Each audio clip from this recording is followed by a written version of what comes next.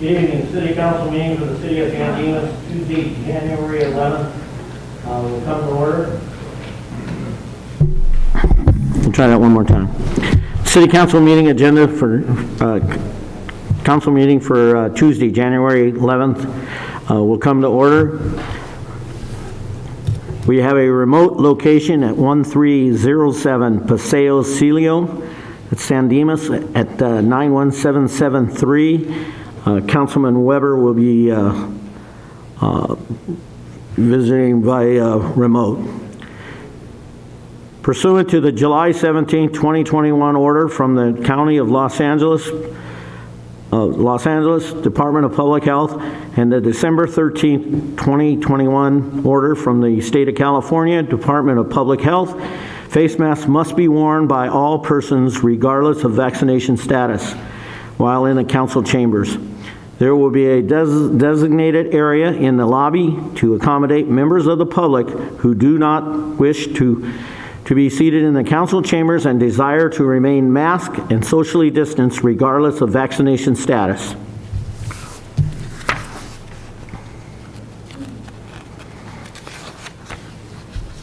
Temporary accommodation due to COVID. As a standing accommodation to ensure participation of those with sensitive or other risk conditions, the city will offer a nearby alternate location where the individuals who desire to participate in the council meeting would desire to wear masks, maintain 6 feet social distance, and ensure that those around them are also similarly protected regardless of vaccination status may watch the meetings. Such individuals will be allowed to remain in the area only if they comply with these requirements. To participate in oral communications, such individuals will be called, can proceed to the public speaking podium and address the city council,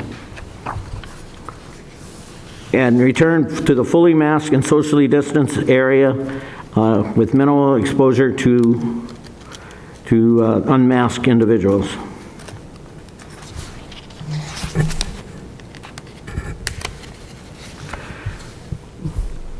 Please rise for the flag salute.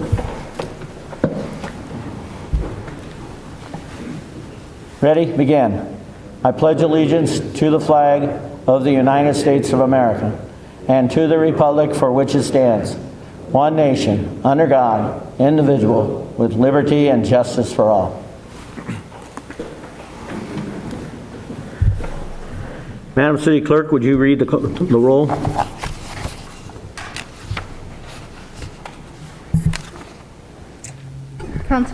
Councilmember Bertone. Here. Evner. Here. Councilmember Viana. Here. Councilmember Weber. Here. Mayor Bedar. Here. Record will reflect all council members are in attendance. Oral communications. Members of the audience are invited to address the City Council on any item on this agenda or not on this agenda. Public comment will not be taken during each individual item except for public hearing items. Comments on public hearing items will be heard when that item is scheduled for discussion. Under the provisions of the Brown Act, the legislative body is prohibited from engaging in discussions on any item not appearing on the posted agenda. However, your concerns may be referred to a staff or set for discussion at a later date. Each speaker will be limited to 3 minutes. The public may also comment from the council members' teleconference locations. Mr. Mayor? Yes. Just for disclosure of the public, at the request of the appellant, the public hearing item has been requested to be moved to the next council meeting on January 25th. It was also accepted by the applicant in the project. So we asked that it be tabled. Okay. So there will be no public hearing on that item tonight. Correct. Okay, oral communications. Madam Clerk. First speaker is Nora Chan on library updates.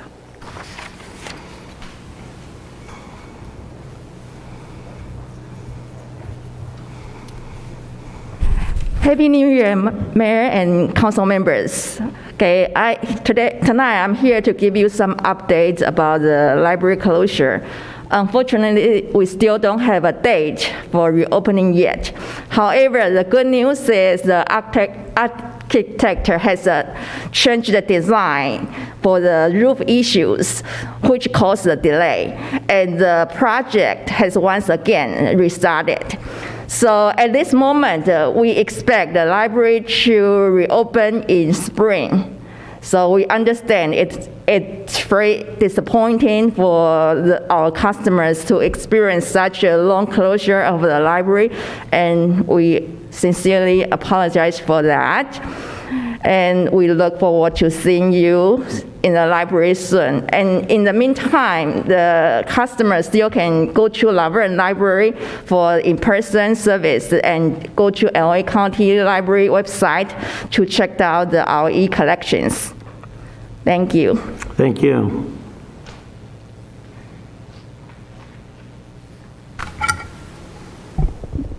The next speaker is Adam Armit, and he is speaking on the CUP for Total Wine. Comments, I've been advised by the city attorney that it is permissible for these two speakers to speak on this item now. It's just because we won't be having the public hearing tonight, so they can speak on any topic they wish. Yeah, so. I'll come back during the public hearing item, if that's... It just won't be tonight. It'll be a different meeting. So. Yeah. I know. Okay. But can I still speak? Sure. During the open part? Sure. Hi, Honorable Mayor, on the screen I guess it is, and City Council. My first time here in the city of San Dimas. I'm at 1342 North Sherrilmar Avenue. My wife and I recently moved back to the city of San Dimas. I grew up here, spent 25 years of my life here. Left for about 15 years to start a family and get married, but I was fortunate to be able to move back to this wonderful city. In the city I was at before, I participated in the city governance by being a planning commissioner. I was chair of the Planning Commission for 2 sessions, and in total served about 8 years there.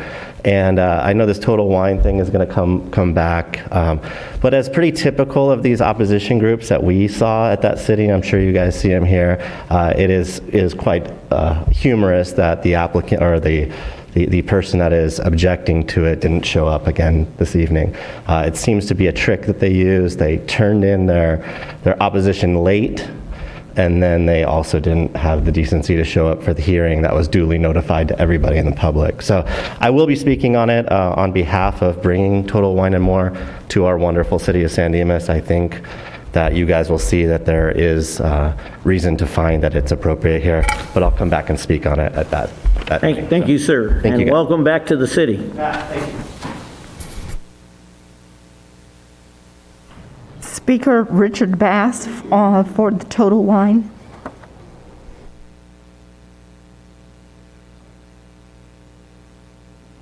Hello, everybody. Like the last guy, first time I've ever been to the city council meeting, and I'll hold my comments until it comes up again on the official business. Thank you. Thank you, sir. Those are all the speaker cards that have been turned in, Mayor. Thank you. Is there anyone in the audience who would wish to speak to the council? Ma'am?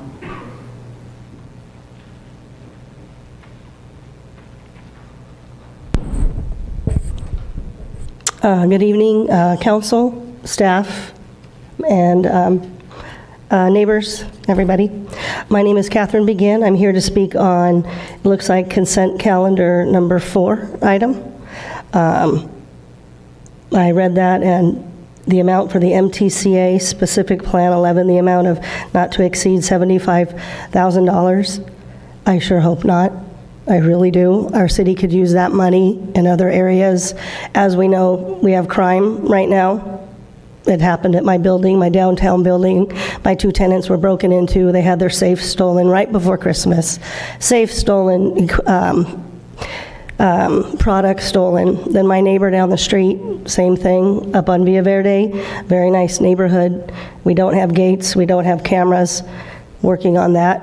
But we have a very good neighborhood watch group, as well as working with Captain Ash, Sergeant Long, Detective Rivas and many of the others that I'm working with as well to try and start a neighborhood watch group up in our Villa Verde area, along with some other HOAs up there.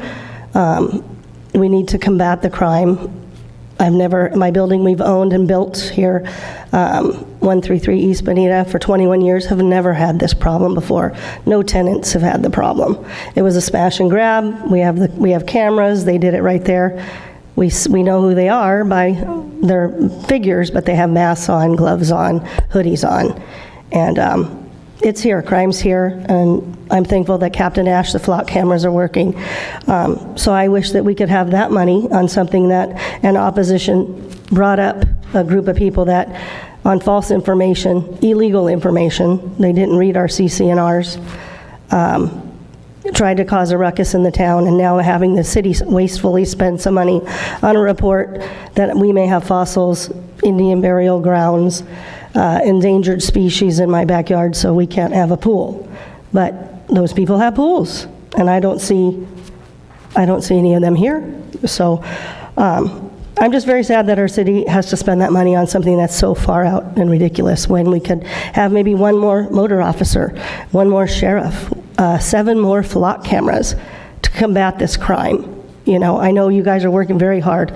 The city council is very, very, very pro keep the crime out of our area and our town. It's here, and I would just like to say I'm very sad, and I hope it doesn't exceed that amount of money. Let's on something that's so ridiculous and far-fetched. I don't have a fossil. If Bigfoot was on my property, he would walk down to their property to get a drink of water, you know. It's just wasteful spending, so please don't spend that much money. And like I said, I'd rather have it go towards Captain Ash and his crew or extra flock cameras. I know that we can't, but thank you. Thank you, ma'am. Anyone else like to speak?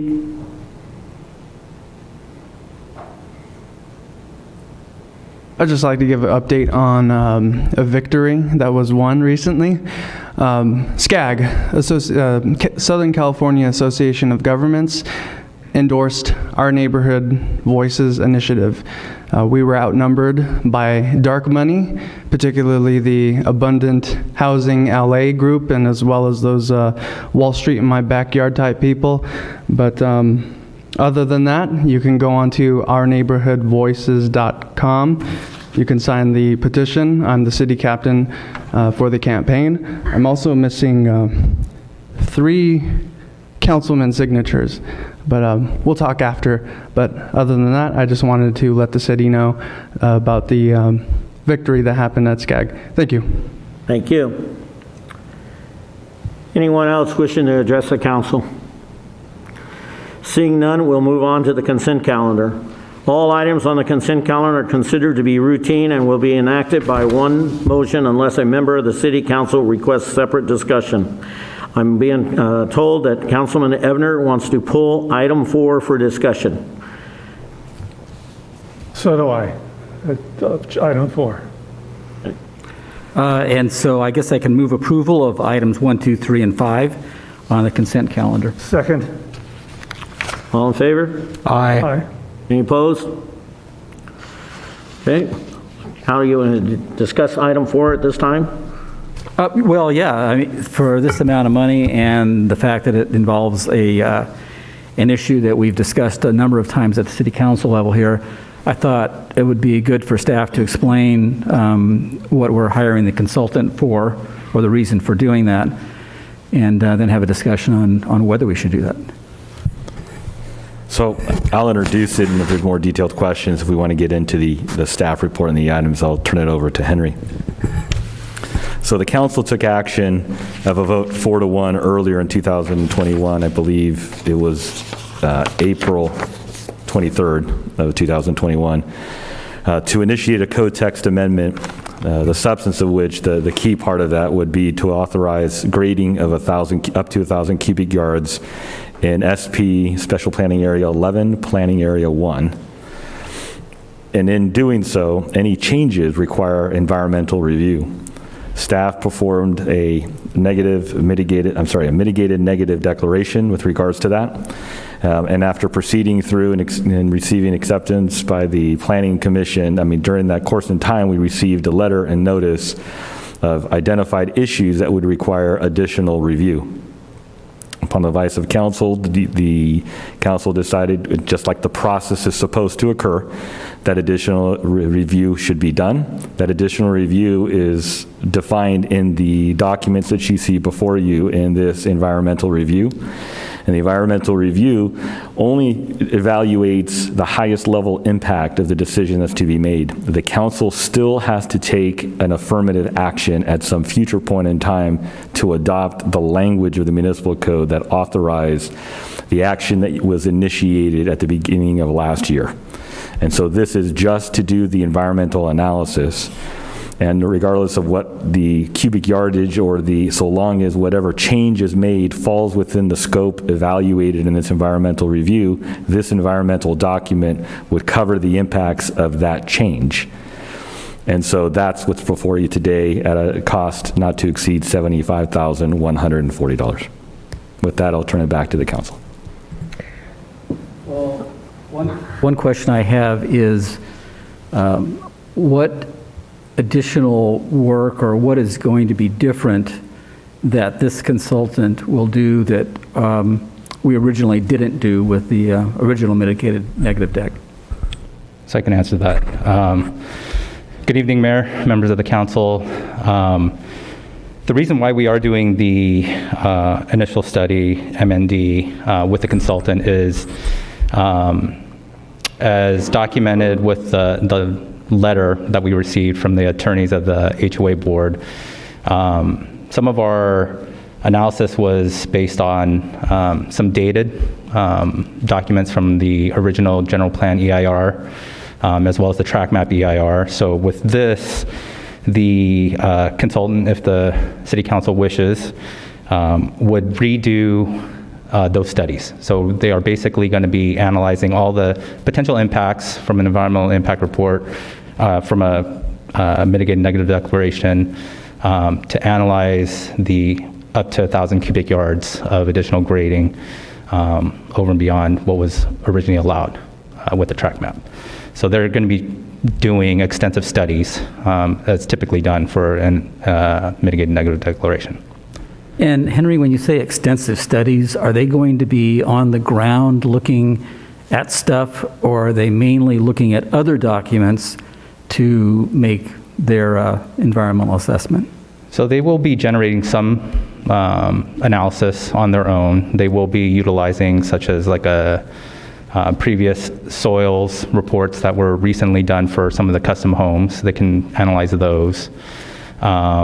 But things like air quality, so they'll look at the cumulative impacts from some of the amount of trucks moving dirt. They'll take a look at that, and they'll generate those on their own. Traffic impacts, things of that nature, they'll be generating on their own. That sounds like they're going to do that based on what it would take to move 1,000 cubic yards or that kind of thing. But I'm wondering, are they going to go and actually walk around and take pictures? Do they have biologists that's going to be looking around and seeing what kind of flora and fauna there are? Or are they basing it on some other observations that have been done at some other time?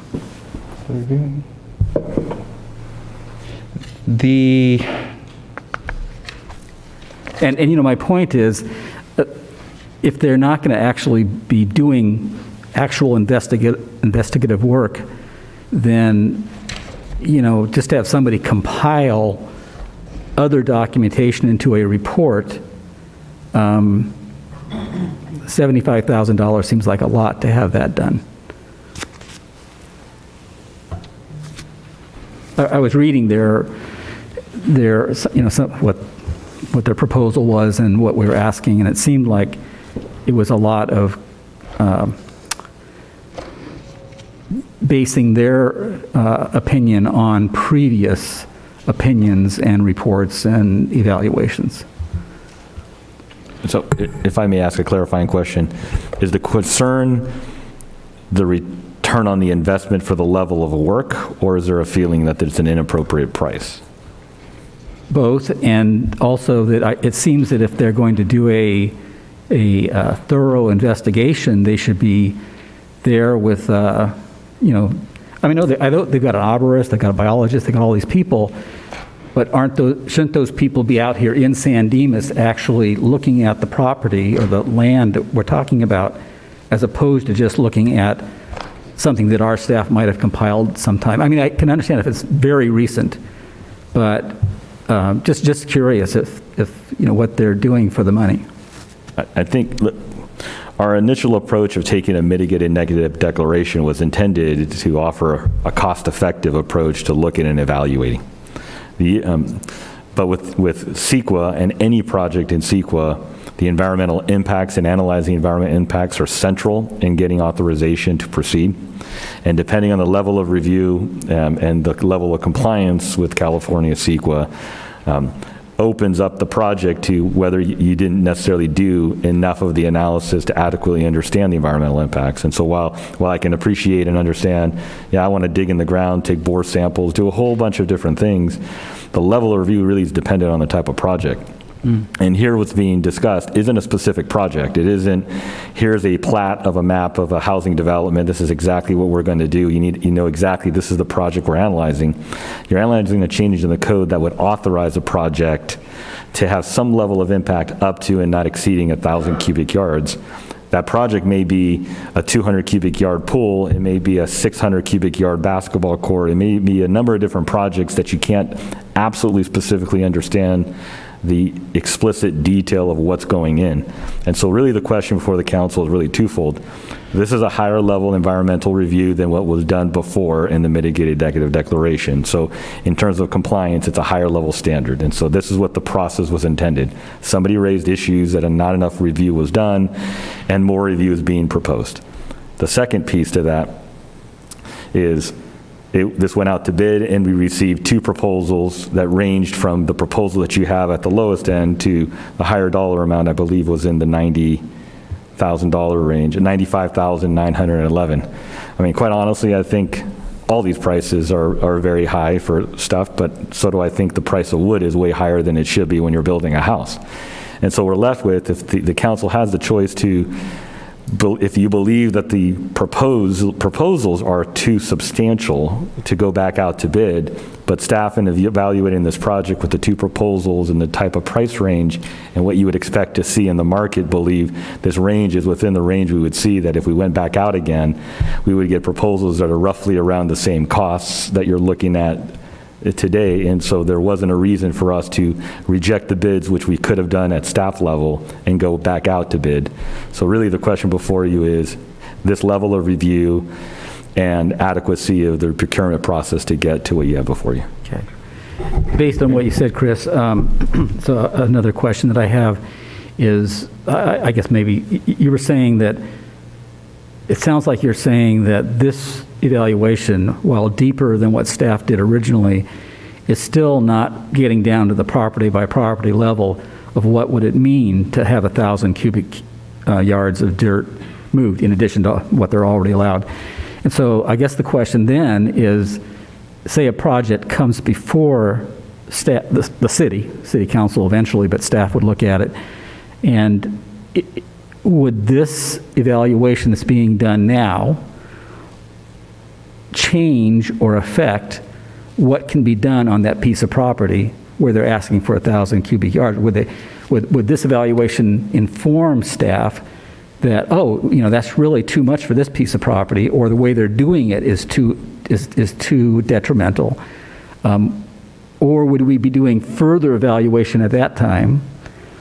Or would we be saying, we've already done everything we could, here's your 1,000 cubic yards? I will defer to staff, but my understanding is dependent on the project that's proposed, the types of analyses that need to be conducted go with that. But Henry, can you speak to it? So before I go into that discussion, so on page 480 of the staff report, the task 2.3 is the biological resources assessment. And it's twofold. They're going to look at and which is typical practice from an environmental standpoint. The biologists will research what's readily available through GIS maps, aerials, and see what's available to analyze that project area. And then it says that they are going to do conduct a reconnaissance level biological survey on the project. following the completion of that, they will prepare the biological resource evaluations on this project. With regards to environmental, for environmental purposes, we are looking at the worst case scenario. So the environmental consultants are going to be looking at 1,000 cubic yards for every single property within the SP 11 Area 1. They're basing their studies, the air quality, traffic, everything based on worst case scenario. So anything that's proposed in the future would be covered through this environmental analysis if it's approved and adopted. If they're proposing to go above that, we wouldn't allow that because it wouldn't be covered within the development code and then within the environmental for that project. If I may just add to that, Henry, let's fast forward and presume that we do the environmental, we ratify changes to the municipal code that allow for grading up to 1,000 cubic yards. And now we receive a proposal from homeowner X to do a deep basketball court on a very slopey side of SP 11 Planning Area 1. Is it not true that that individual project would be evaluated from differing perspectives, including, let's say, soil analysis and other aspects that are relevant to that project? So as to make this analysis isn't the end-all be-all for any project. It is the end-all be-all to authorize from a code perspective the parameters that could be considered for those developments. That's correct. And who would pay for that? For that portion that you just said? That would be the applicant for the specific project. All right. Yep. The reconnaissance level, yes, I've got a bunch of yellow marks on that particular page, and I was wondering, because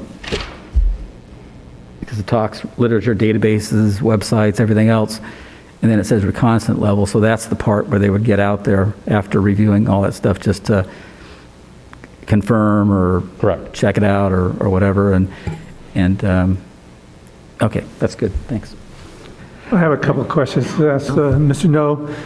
You may have already answered these, so I'm sorry if I'm repeating myself, okay? I understand there's been some conversation between the gentleman that wanted to do the original change and and staff lately, that it wasn't interested in 1,000 cubic yards anymore? I'm unaware of. You're not aware of that? Not going forward on 1,000 cubic yards, correct. If I may speak to that, we have not received any formal notice with regards to that from any of the parties, but I think to understand anytime we do a code amendment change, when this came forth to the council in April last year, the council received a petition from a variety of different members there requesting an unlimited grading on the property. And the discussion of the council went from unlimited down to 2,000, and then from 2,000 to 1,000, and the council approved initiating the code text amendment process, which was triggering the environmental review. That being said, it does not presume that any development that occurs on each of the parcels there will be 1,000 cubic yards. And so if the need of a homeowner is less than 1,000 cubic yards, by all means, that's allowable under the environmental review we're conducting. However, the environmental review has to be done at the level that you presume will be the maximum impact. So if any homeowner in that area could develop at 1,000 cubic yards and the council is willing to authorize that 1,000 cubic yards, you have to analyze it at that level, even though it may never occur. But if you're putting it in the code at 1,000 cubic yards, you have to analyze the environmental review. If we did that, and at some point somebody wanted to propose a project at 2,000 cubic yards and was initiating a code text amendment, the applicant would be paying for the environmental review at 2,000 cubic yards because it's a singular project, a singular change. And so that happens to us all the time. We get applications for a variety of reasons that the review now has to fall on the actual applicant for that specific project. But here, you're applying something to a larger area, similar to what we would do in the general plan. When we do the general plan, you're applying something citywide and then doing a large environmental review across the whole general plan that authorizes the changes in the text amendments, but you still got the project by project impacts. And so even if the council wanted to change the amount of grading in the parameters, we would still be looking at this environmental review we would have to do, and the costs, I believe, would still be looking at the cost that you're seeing today, no matter what that number would have been. So I a couple questions on, one is, if I recall correctly, I think you guys already said this, so the HOA, which was Verde Ridge, sent a letter to the city and basically raised a number of issues. Is that correct? That's correct. And that was a legal correspondence? As by their attorney, correct. By their attorney, okay. So then the city evaluated that. I think on the public agendas, there were a number of closed sessions where the city council met and discussed this with the city attorney, right? And I think out of that, somehow we ended up here. Correct. So I think it's prudent for the city to take the action that it looks like you're recommending before us. I just want to be clear that this action will further address or improve the city's position as it relates to the matters that were brought up in the legal correspondence? That's correct. So we're going to investigate and further vet those issues? Correct. Yeah. So I guess I say all that to say that, you know, at the end of the day, this isn't about any one person. This is about SP 11. That's it, plain and simple. And it was initiated on behalf of residents in SP 11. So I think the numbers, I think that were discussed with the city council in closed session in terms of monetary expenditure, this seems to be significantly and substantially less than what was discussed. And am I understanding it correctly that this course of action is most likely the best course of action for the city of San Dimas? Correct. All right. Yeah, I'm sorry, could you repeat that? Correct. Okay. If So- you could just speak up a little louder. Sure. I'm going to move approval as recommended on the consent calendar for item number 4 to authorize the city manager to execute the agreement as outlined. I'll second that. Okay, further discussion? Just one point. I will be voting no because I think this is a total waste of money. I still think that the people involved could be brought together and some kind of decision could be made that would not mean spending $75,000. And as long as everyone was happy, I would see nothing wrong with that. But that's why I'll be voting no. I think that's interesting, and my rebuttal to that simply would be that I think it is flagrantly reckless of us to not take a course of action that could potentially cost upwards of $400,000 against the city. So I'm going to support this action. John? Well, you know, in the end, the environmental assessment and the evaluations disclosure document, it says, you know, here's the things we found, and then the city and city council can approve any project at all, no matter what detrimental effects. The staff's, I believe it was the staff's mitigated neg deck that we looked at before. If I'm not mistaken, and you could correct me because it's been a while, but I think most of the mitigations had to do with mitigating the dust and the traffic and the dirt and everything when the project was going on. And so I'm not sure what's going to come out of this particular report or would come out of it because, and that's why I was asking about more on in-depth things on biological. Staff never evaluated aesthetics, which I think are very important. And so I'm not sure what they're going to come up with. But in the end, it's kind of like Dennis said, we took kind of a short path to the neg deck before. I think we're taking a longer path and we're getting to the same exact spot.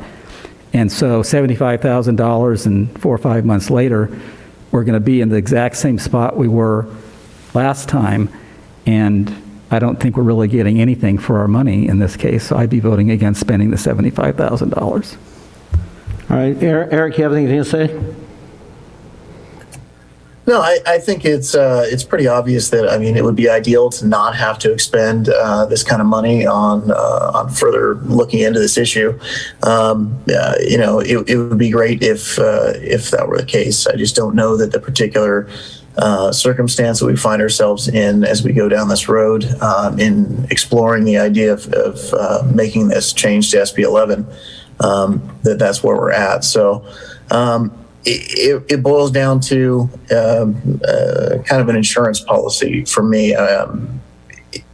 It would be, I think, an error in judgment to skip over it, try to shortcut the process, or save a couple of bucks, and then have it come back and potentially bite us later if we don't do that. So that's the reason that I'm looking at supporting the issue.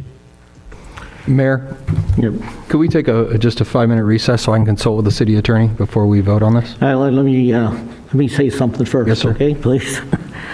All right, when Councilman Ebner started to talk about the 1,000 square cubic yards, and he says over what's approved.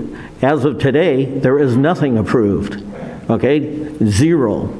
I meant for the house, driveway, garage, over above what they can already do to okay, that 200 cubic yards that they're... No, the unlimited number of cubic yards for the house, driveway, and garage, which anybody can do right now without any text amendment. Okay, but... That's what I meant. I was unclear, so I apologize. Okay, so there is nothing. So if we're looking at a flawed, negative deck, because that's what their attorneys have realized, and then I guess we looked at it, and now we've decided that we need to shore it up and make it right. So that's a concern, because as Ryan said, we're not dealing with just one individual who was in the middle of this between the homeowners association and the person who brought this forward. But we had 30-some people come here, and they all said the same thing. They wanted to do this. And so now we're going to sit back and say, we're going to go right back to square one. We're not going forward, because I guarantee you, and I know of at least one who has already decided that he's looking forward to the more cubic yards because he has a project. In fact, he has a project that's been approved, okay, without a grading issue, but he has a project that has been approved. So there are people out there, not just the two individuals or the one individual who brought it forward, met with this homeowners association, and they were unable to do this. So I just, and the other thing is that even though that we say 1,000, right, like it was said, they wanted unlimited. Ryan came back and said he'll settle for 2,000. There was discussion made back and forth, and we finally landed on 1,000. And yes, in fact, that is an arbitrary number. Okay, but the reality is, if a homeowner decides that he wants to build a project, okay, and he asks for 1,000 cubic yards, he has to supply an engineering report that's going to, substantiate that. If his engineering report and the city's staff and everything aren't comfortable with that, that project can be denied. So the reality is, a year from now, 5 years from now, somebody could very easily come back and look at this and say, just like I was told earlier today, the city staff, the city council right now is trying to clean up a mess that was created 35 years ago by another council. Okay? So what I would hope that we clear it up, we clean it up, and then 10 years from now or 20 years from now, if there's a problem, okay, we've handled it. I don't need them to come back and say, you had it. I won't be here, but, you had it, the council had it on their plate, and they did exactly what city council 35 years ago. They shuffled it down the road. So I am going to support this, and I do not want to spend $75,000, but I think in the interest of the city, both legally and in the interest of the community up there who wants to do it, I think finishing this report, getting this information is very important to do it. And quite honestly, I'm glad that the individual and the city and the HOA have come to some type of resolution, if they did. I have not, saw anything official on that, but then we can move on. But the guy next door, or the guy across the street, he may want to do something different, and now he would be entitled to do it, but after we can vote on it. As I understand this project, after this report is done, it comes back to the city council, and the city council talks, decides on it. We can land on 800 cubic yards or 400 cubic yards, or we could land on 200 cubic yards. But right now, there is no grading authorized up there at all, the way I understand it. No, except for the house and the driveway. And yeah, house and a driveway and a pool. Pointed out. And a pool, yes. Right. Not the pool. What's that? Just the garage, house, and driveway. So the rear yard wasn't allowed. No, the pool's not allowed? No. Correct. We would not issue any entitlements for those type of accessory uses on the property until a change in the code occurs, which would then be premised on some type of environmental. Mayor, I did want to jump in here and emphasize something that you said, which is just to put my legal opinion on the record about this, and it also is going to emphasize something that Councilmember Vienna said earlier in this item. And that is, we did receive a letter from the HOA, as both of you have noted, expressing some legal objections that they had to the prior mitigated neg deck that was done by staff. I did take a look at that letter, and I do recommend to the council that if the council wants to move forward with a code amendment of up to 1,000 cubic yards, to be determined later what actual number you'll decide on. But if you wanted to move forward with a code amendment of up to 1,000 yards, then this more robust environmental analysis is what I recommend, as opposed to sticking with the prior mitigated neg deck that was done. If the council's not interested in further proceeding with the code amendment, then there's no need to do this. There's no need to do this environmental analysis at all. But if you want to proceed with up to 1,000 square cubic yards of grading, then this is my recommended action. Thank you. And Ryan asked to take a 5-minute recess to speak with the... I guess I can go without, Mayor. Just, Jeff, in your expert opinion, is it a true statement then that we're going to end up in exactly the same place where we're at today if we do this? If you do this, we're going to end up with a code amendment in front of council that's going to have a more robust environmental analysis to be able to defend that code amendment from challenge, and it'll also give the council more environmental information about the code amendment that you'll be deciding on. And in your opinion, then, would be better fiscal stewards in light of your experience as it relates to this potential threat of litigation, I imagine, for the city? If you're interested in proceeding with this code amendment for additional grading in SP 11, then this more robust analysis is the best way to go. Mayor, would you call the question, please? all in favor? Aye. Opposed? Aye.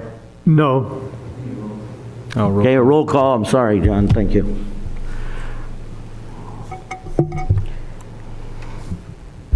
Councilmember Bertone? No. Councilmember Ebner? No. Councilmember Weber? Councilmember Yes. Weber? Councilmember Vienna? Yes. Mayor Badar? Yes. Vote, the motion passes by a 3-2 vote, with Councilmember Bertone and Ebner voting no. Okay, and that was consent calendar item 4. Okay. Okay, we'll move on to public hearing. Appeal of the Planning Commission approval and conditional use permit 21-0002, the type 21 off-sale general and types 42 and 86 on-sale beer and wine, public premises instructional tasting license, alcoholic beverage control, ABC, in association with Total Wine and more, a specialty retail and alcoholic store located at 826 West Arrow Highway, Arrow Highway, within specific Plan 20.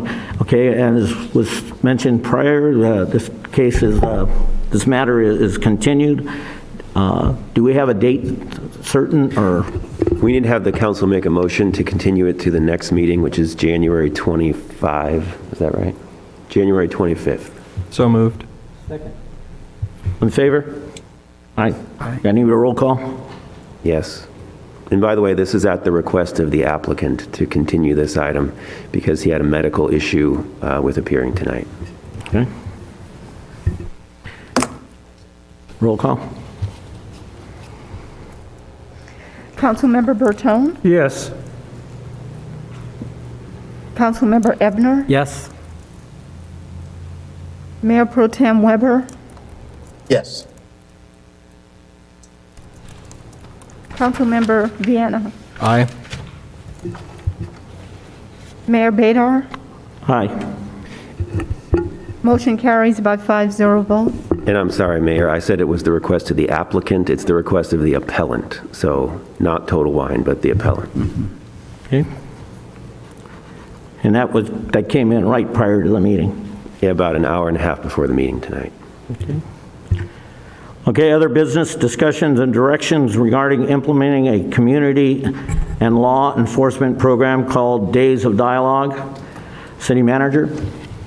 Thank you, Mr. Mayor. Back in November of 2020, the City Council had directed city staff to reach out to the Institute for Nonviolence in Los Angeles to ascertain additional information regarding a program called Days of Dialogue, which is a community and law enforcement program of discussion regarding a wide variety of matters that are both law enforcement and non-law enforcement, intended to allow and foster open communication, lines of communications between community, school district, at-risk populations, city, and law enforcement. This item had not come forward, and we had identified this as an item that was still outstanding, that had not been completed. And so we had gathered the information and intended to bring it for you for discussion. There was no direction as to the actual action recommended by the council. So therefore, what you're seeing before you is a discussion item with costs associated with the program. That's currently a cost of $5,000 for every day of activity that's being performed, and more details about the specific program. And staff asks for direction on whether additional information is required or is there any action the council desires. So with that, I'll turn it back to the mayor. Any questions? Questions? No. I have a couple comments if there's no questions. I have a question. In your conclusion here, in the statement in the book, it says city staff and sending the sheriff's station.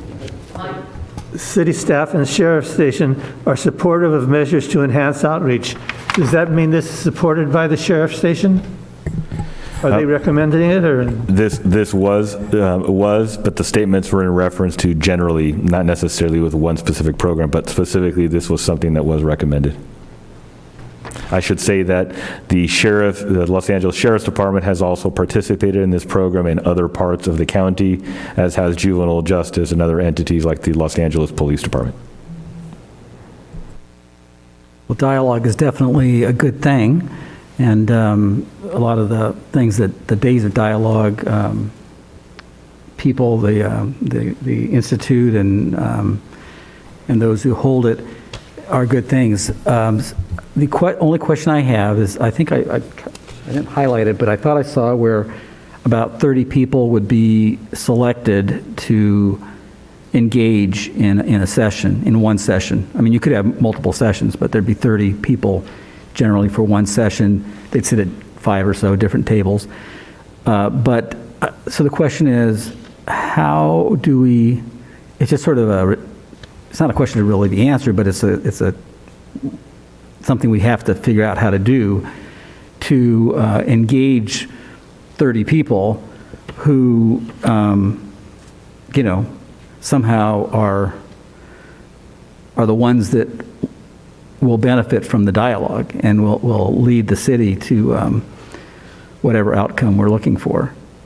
I agree with John that I was thinking about that as well, and I wonder if there's an opportunity perhaps to reach out to McKinley as well as the school district. I think in some of the comments we heard from the public over the last 18 months, I think that the school district and some of the youth at McKinley and perhaps community members might be interested in partnering with us maybe in this venture. And if we fill 30 seats, we deem it a success and maybe look for future partnerships. But, maybe that's something we could look at.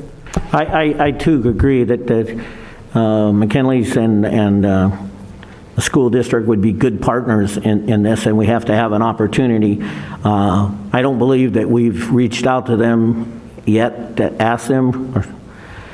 We have not? We have not, but we have the ad hoc committee between the district and the city tentatively scheduled for the 24th, but we're waiting for confirmation from the district. Okay, based on that, I would move for a continuance until you have an opportunity to talk to both those entities.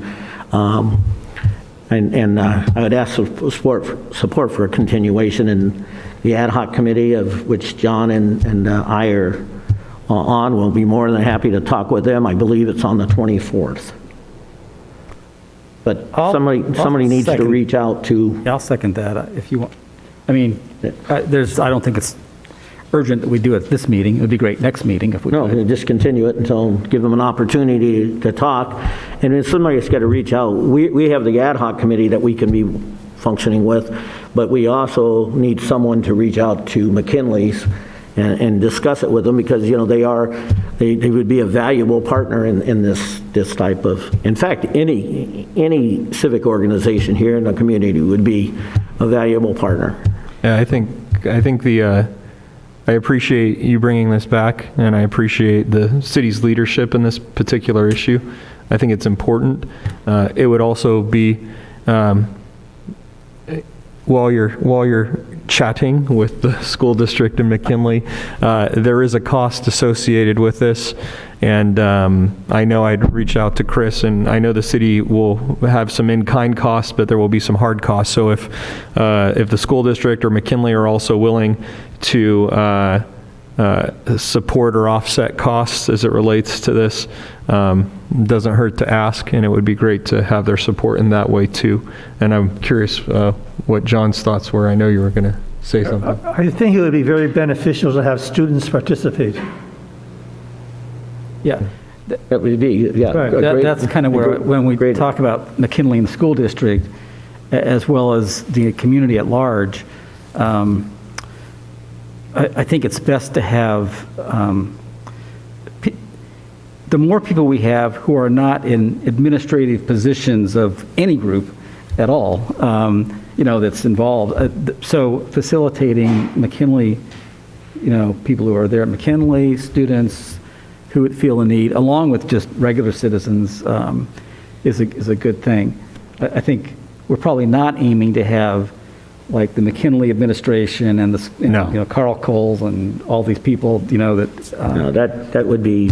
No, I think students, the school chaparral, the youth at McKinley, any of those, and any other community, young person or otherwise that's interested, I think should participate. Perfect. Yeah. And we'd have this participation from the sheriff's department and things like that, because if you remember straight, when we had all the discussions in and out of this building and everything over the last 18 months, there were concerns about how the sheriff's department reacted to certain issues. There was school district problems as far as how during the day people, perceived this, other students and stuff like. I agree. If we're going to do this, let's do it right and go by what this organization recommends, because I understand they've been pretty successful at this, and they might know better than than just this 5 people up here. But, obviously, if we get the school district and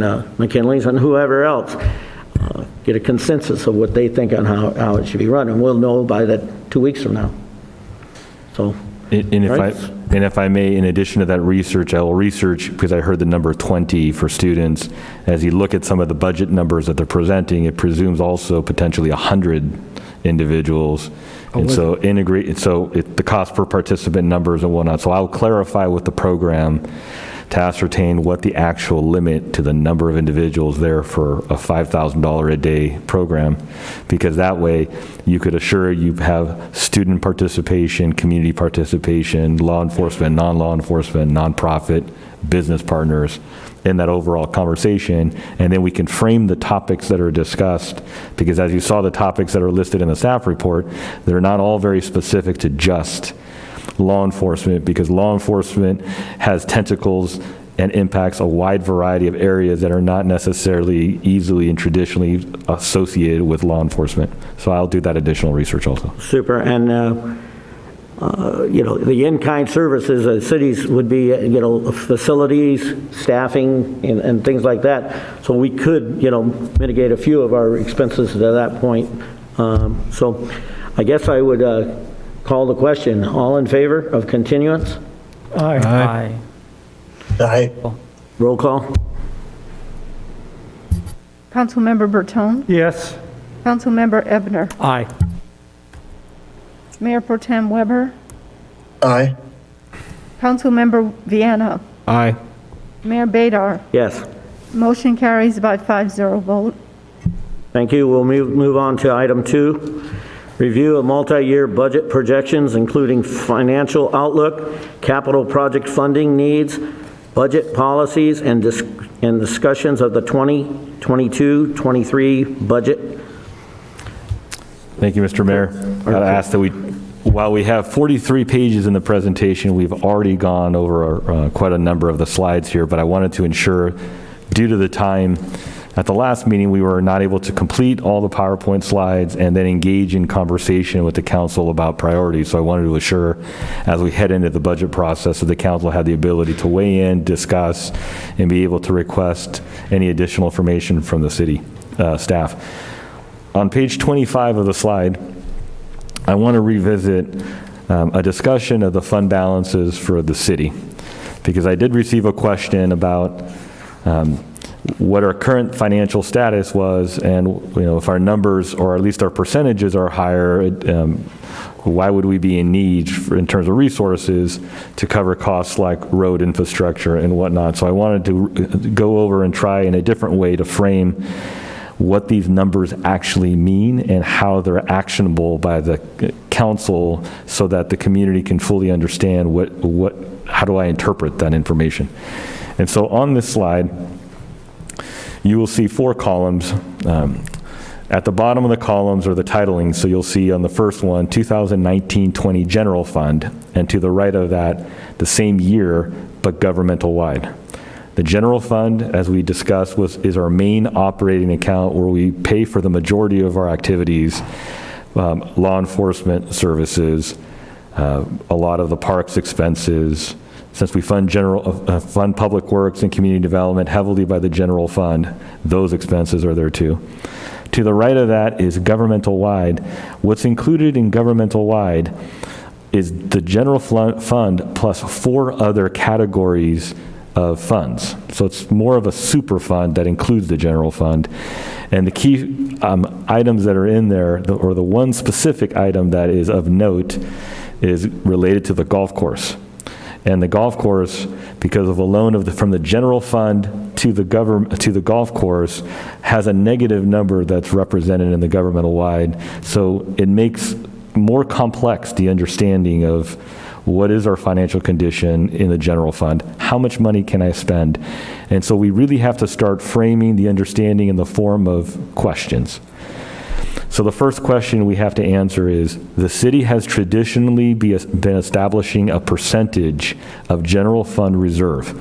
And that general fund reserve is made up of 3 of 5 categories in the general fund fund balance.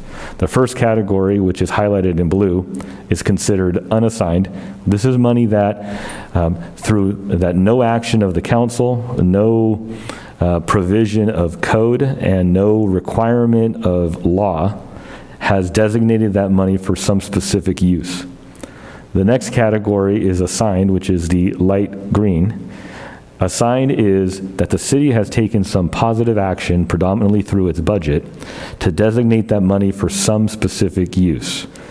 And therefore, it's not unallocated, meaning it's still available. You can change the designation relatively easily and allocate it to something else, but you've taken some positive action to set it aside for a specific purpose, so it doesn't appear as to be available funds that can be used for anything. You've already classified it somewhere. And then non-spendable, we've included the non-spendable here because there's financial numbers that are included in the statements that are, it's not actual money that's available for us to spend, but it's something that under accounting standards we have to represent here. So in the black box, which is the 2 columns to the right, we include the 2021 numbers for the general fund, the 3rd column, and the governmental wide, the 4th column, which are the numbers that are represented on the current financial statements that the city council saw at the last meeting. And in looking at those numbers, the key number, the 2 key numbers I'd like us to look at are the red numbers. The first one is the 21.97 million, which is the blue number in the general fund. That is the unassigned fund balance in the general fund when you look at our financial statements. And that would presume that we're sitting on almost $22 million of cash that if the city that is not allocated for any purpose, and that if the city had a need right now, we could cut a check for $21.9 million and change, and that we could cash that check and have no problems with it. Partially that's true, but realistically it's not. The general fund, while it has almost $22 million sitting in it, has been balancing the golf course fund that has $7.5 million as a negative number in that same category. Because under accounting standards, when you reach the end of a financial year, you cannot have a negative number in the general fund or a fund balance for an unassigned fund balance. And so if you look to the right, when we look at the government-wide, the number circled in green, the 14.5 million is the realistic number that when you account for the golf course negative number is the number that's available to the city to actually utilize. And so when we look at that first question I mentioned about what is our current general fund reserve balance that we've historically been tracking, the number at the end of the last fiscal year is 93.1, which is up from the high 70s that we were the previous years, and we reported as high as 80s when we adjusted for some revenue that occurred during the course of the years. So it is better than we have been in the previous years. But that question doesn't really cover everything that the council and the community needs to know. So we really need to start thinking in terms of a second number. We should track this number. It is important to know that we have that number and that we can redesignate different funding sources for any purpose that's needed at the council at that time. The next slide includes a breakdown of our general fund reserve. As you can see in the first column, at the bottom is that $14.5 million. So it takes the near $22 million that we had in the general fund, and I subtract the negative number in the golf course funds to give us a more realistic number that we have in our fund balance. And one of the proposals that we would like to make to the council is if we were trying to answer the question of how much money do we realistically have that is not allocated to some purpose, that right this moment, if we had to spend it without taking any other action to defund, transfer, or eliminate, or change code to eliminate a designation on a fund, what is that dollar amount if we make all the recommended changes that I'm recommending? The number that we're talking about ends up being more along the lines of the bottom of the right column, that's $5 million. And so in the $5 million, what we are looking to recommend is the council approve the policy that established Fund 100, which is intended to pre-fund assets that we know have some replacement that we can predict and some dollar amount that we need to have in the bank to be able to fund that without either taking a loan, debt, or incurring some significant expense in that year that impacts the operating budget. So we've calculated that number to be approximately $6.4 million. So if we follow through on the policy and the intent to start setting that money aside, at least designating it, to establish that that money has some purpose that we know we need to put it towards and isn't just available and free money to do some new item that wasn't a priority yet, that would be now designated there. The next step up is a purple balance, which is the other post-employment benefits. Every year we must calculate the liability that the city incurs for retiree medical benefits. Retiree medical and pension benefits are two costs that many cities across the state were forced to start tracking with changes in accounting standards. And in many other cities, especially those that have internal police and fire, is breaking the bank in their ability to perform services in the city. That liability doesn't necessarily mean that in 1 year we're going to be cutting a check for that $2.5 million. It's a dollar amount that incurs over the course of a year. But when the state auditor conducts their assessments annually to determine the fiscal strength of the 450 plus cities in the state, they look to how much has each city set aside for those future employment benefits as a factor that weighs against the fiscal strength of each city. Currently, the city has designated $0 here. And so one of the recommendations is going to be that we allocate $2.5 million to cover that balance, which would be 100% of that balance. It would be a committed balance, which is a designation we would place in policy. But if the city decided to change the use of that funding, it could change the use of that funding at a council meeting by changing that designation in policy if there's some future use. However, here we're saying we've used the credit card to incur some health benefit liabilities in retirement, and we're recognizing we're setting the money aside for that. The last item is the light blue $1.3 million. Accounting standards also require us to track any accrued benefit for leaves that an employee may incur. Accrued benefits would be like vacation pay, where if an employee leaves the city, upon leaving the city, we would cut a check in the last check of the total amount of vacation that that individual has accrued. And in the last financial audit, the determined liability for that compensated absences is $1.3 million.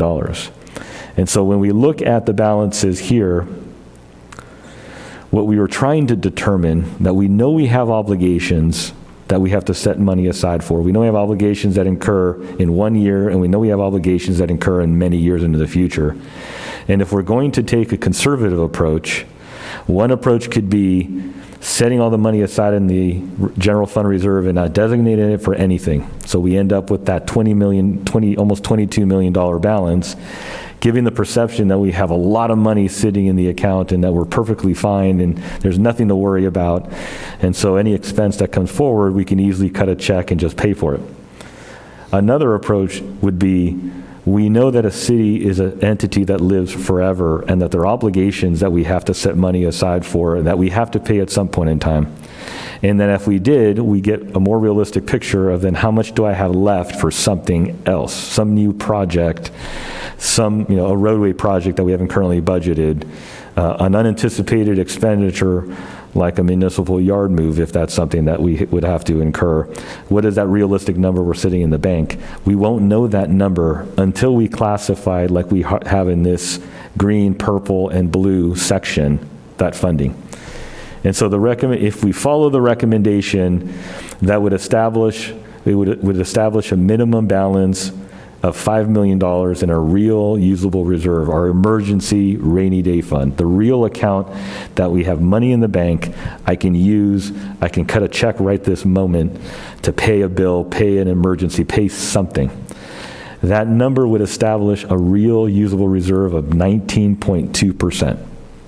19.2%, if you average it over the course of a year, is approximately 70 days of operational bills.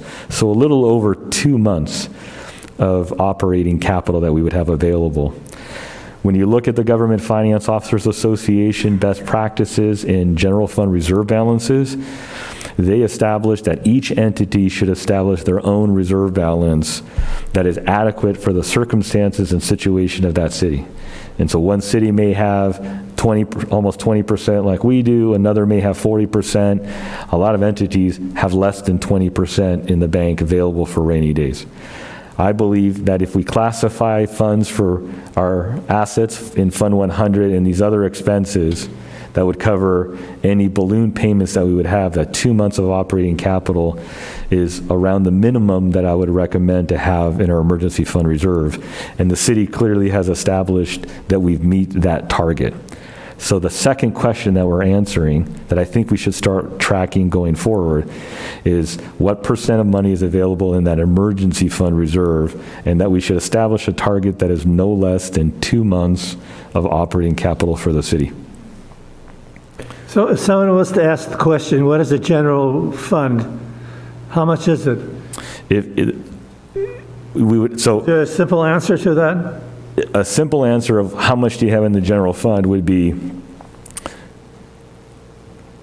$22 million.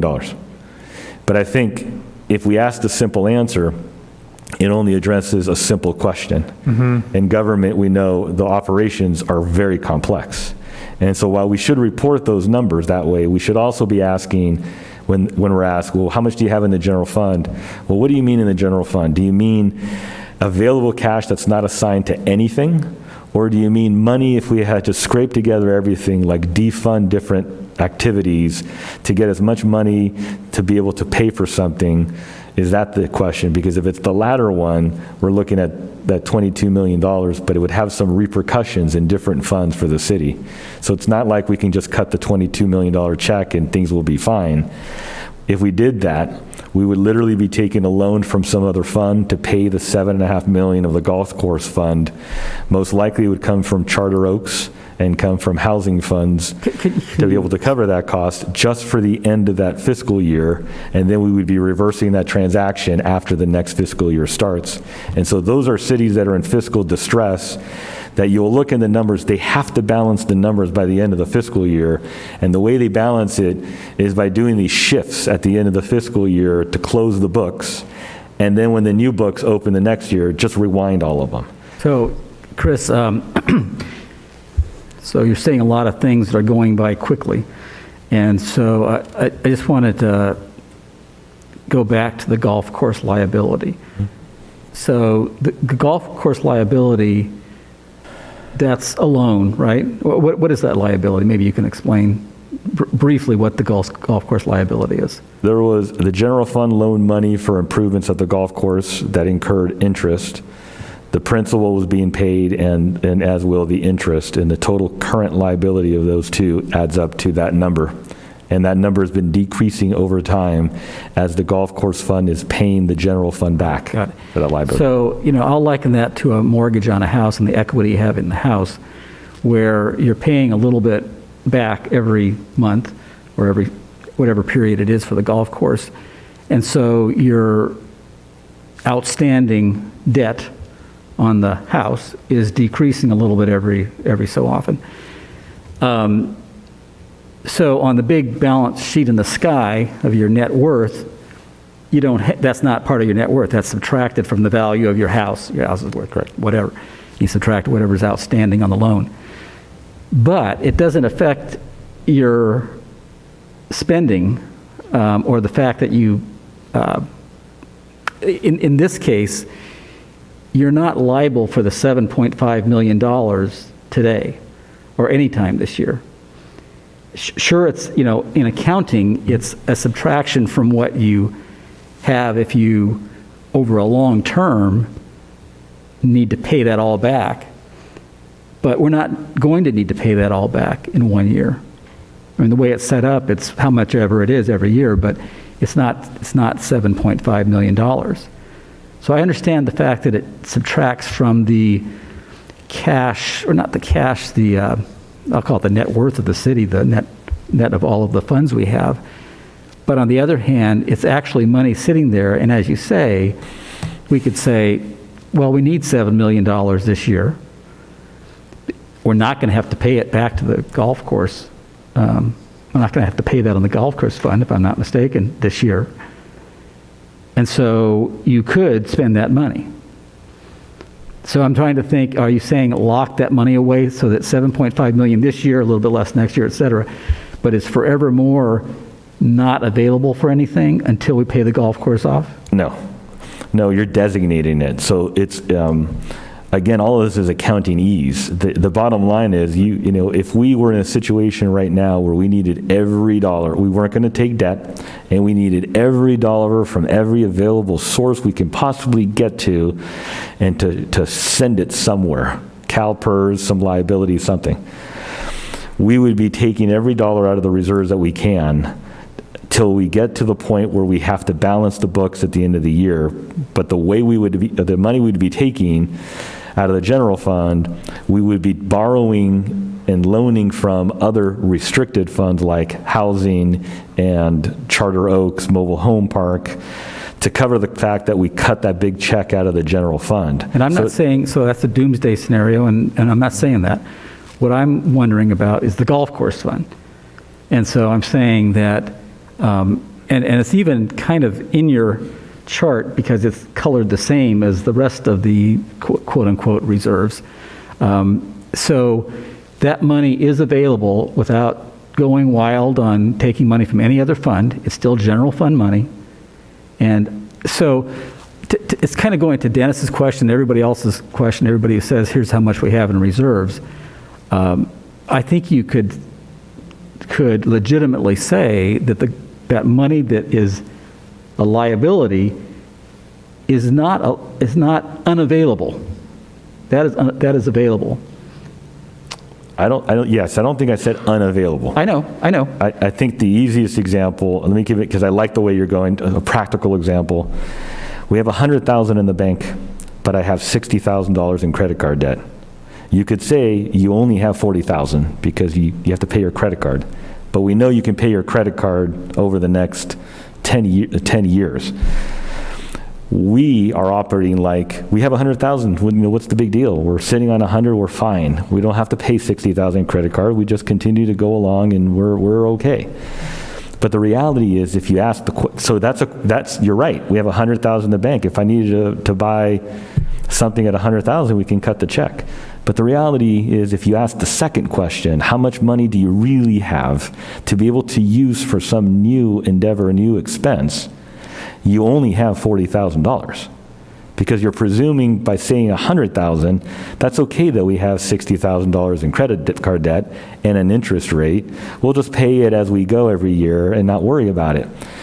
But when you add to the totality of the other expenses we have, roadway maintenance, buildings, the whole 9 yards, taking that philosophy of just focusing on the $100,000 in the bank and not worrying about the credit card debt sets the stage in the future for very difficult budget reductions in conversations that if we're looking long-term and being fiscally conservative, if we do and are prudent today, we'll be far better tomorrow. It doesn't mean that we can't do projects and can't do new things, but it adds to the dimension of information to the public. How much really do we really have to be able to have these conversations about new things? I understand. So can we pay more on the liability to the golf course fund if we want to? Well, or is it set up to do a certain amount every month, every year? I look at the golf course and the general fund akin to a parent and their children, right? I helped you buy a house, and I'm carrying your debt. I'm the general fund. I'm the parent, and you're the child. You're the golf course fund. Technically, you can pay off that debt and zero it out, but the general fund would then be sitting not on $22 million, On 14.5 Understand, thousand. and that's exactly my point, is that we could make that decision. Correct. I haven't heard anybody say we want to make that decision to pay it off faster. So it's set to pay off, there's a certain amount that's obligated every year. I don't know what that amount is, but whatever it is. Everything else is going to be paid off in future years.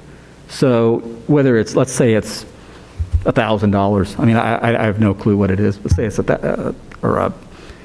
say it's $50,000 or whatever. That means you have still the $7 million as part of your reserves. That's my point. I think in looking at it and just having a number, and part of it gets to 19.2%, 2 months is not enough as an operational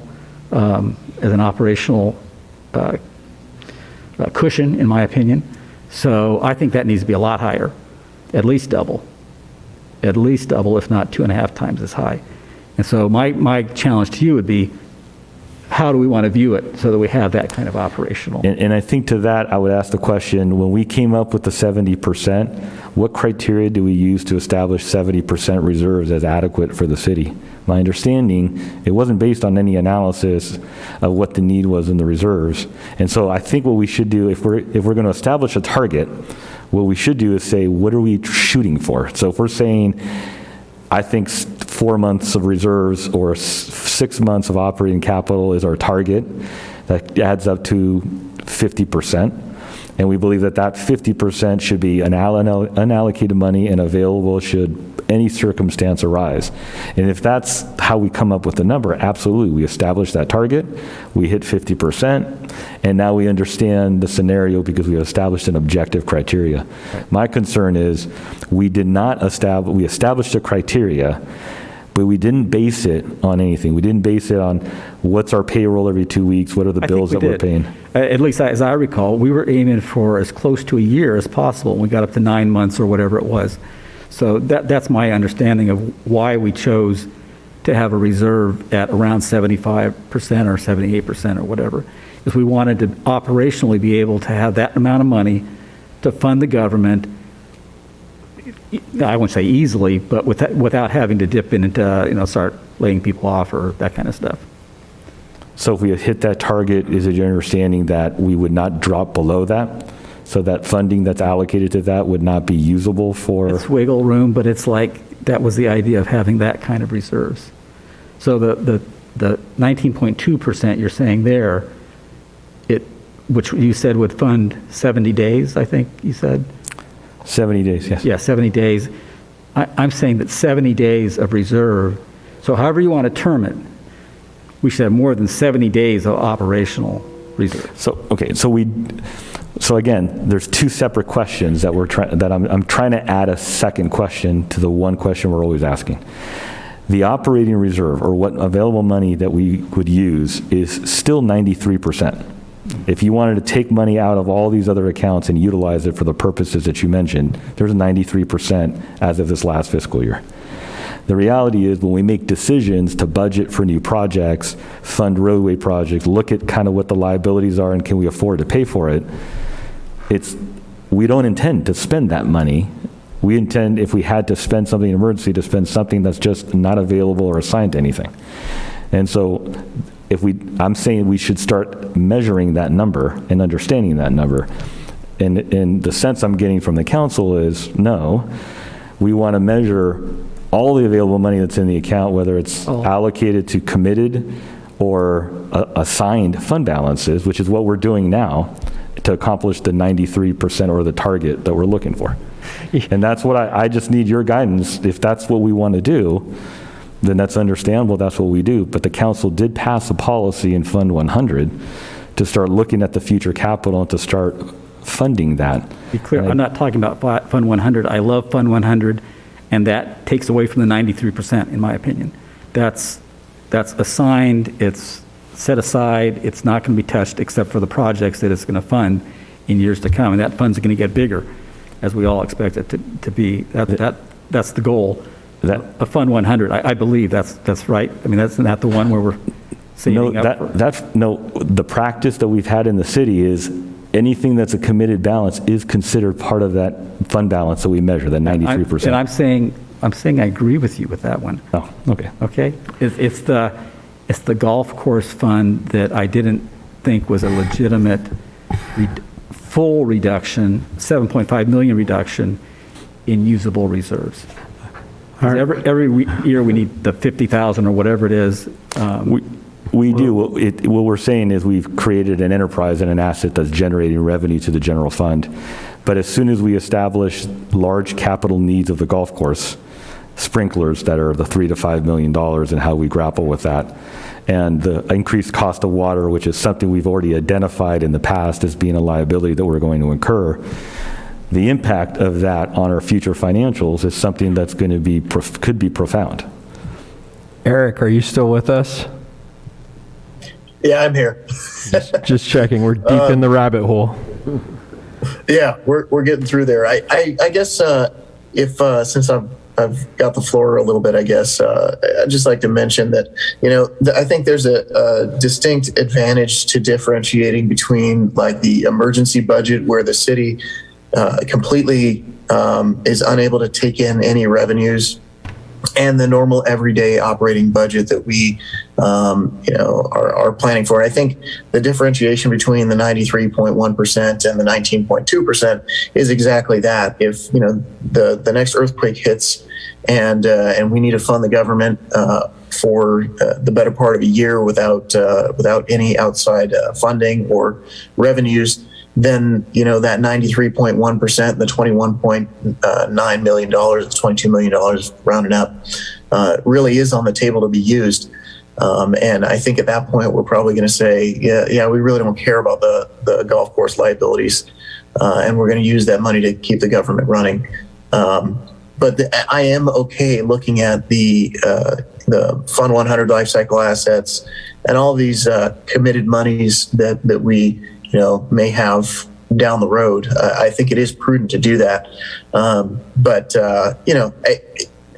I would save the reserves, in my opinion, for the emergency type of situation, or looking at it as the emergency type of situation of, taking in no money, the worst case scenario happens. But like I said, if I didn't make it confusing enough, I am okay on an everyday, normal, day-to-day basis for fiscal prudence, looking at it and breaking it down the way that you're breaking it down here, Chris.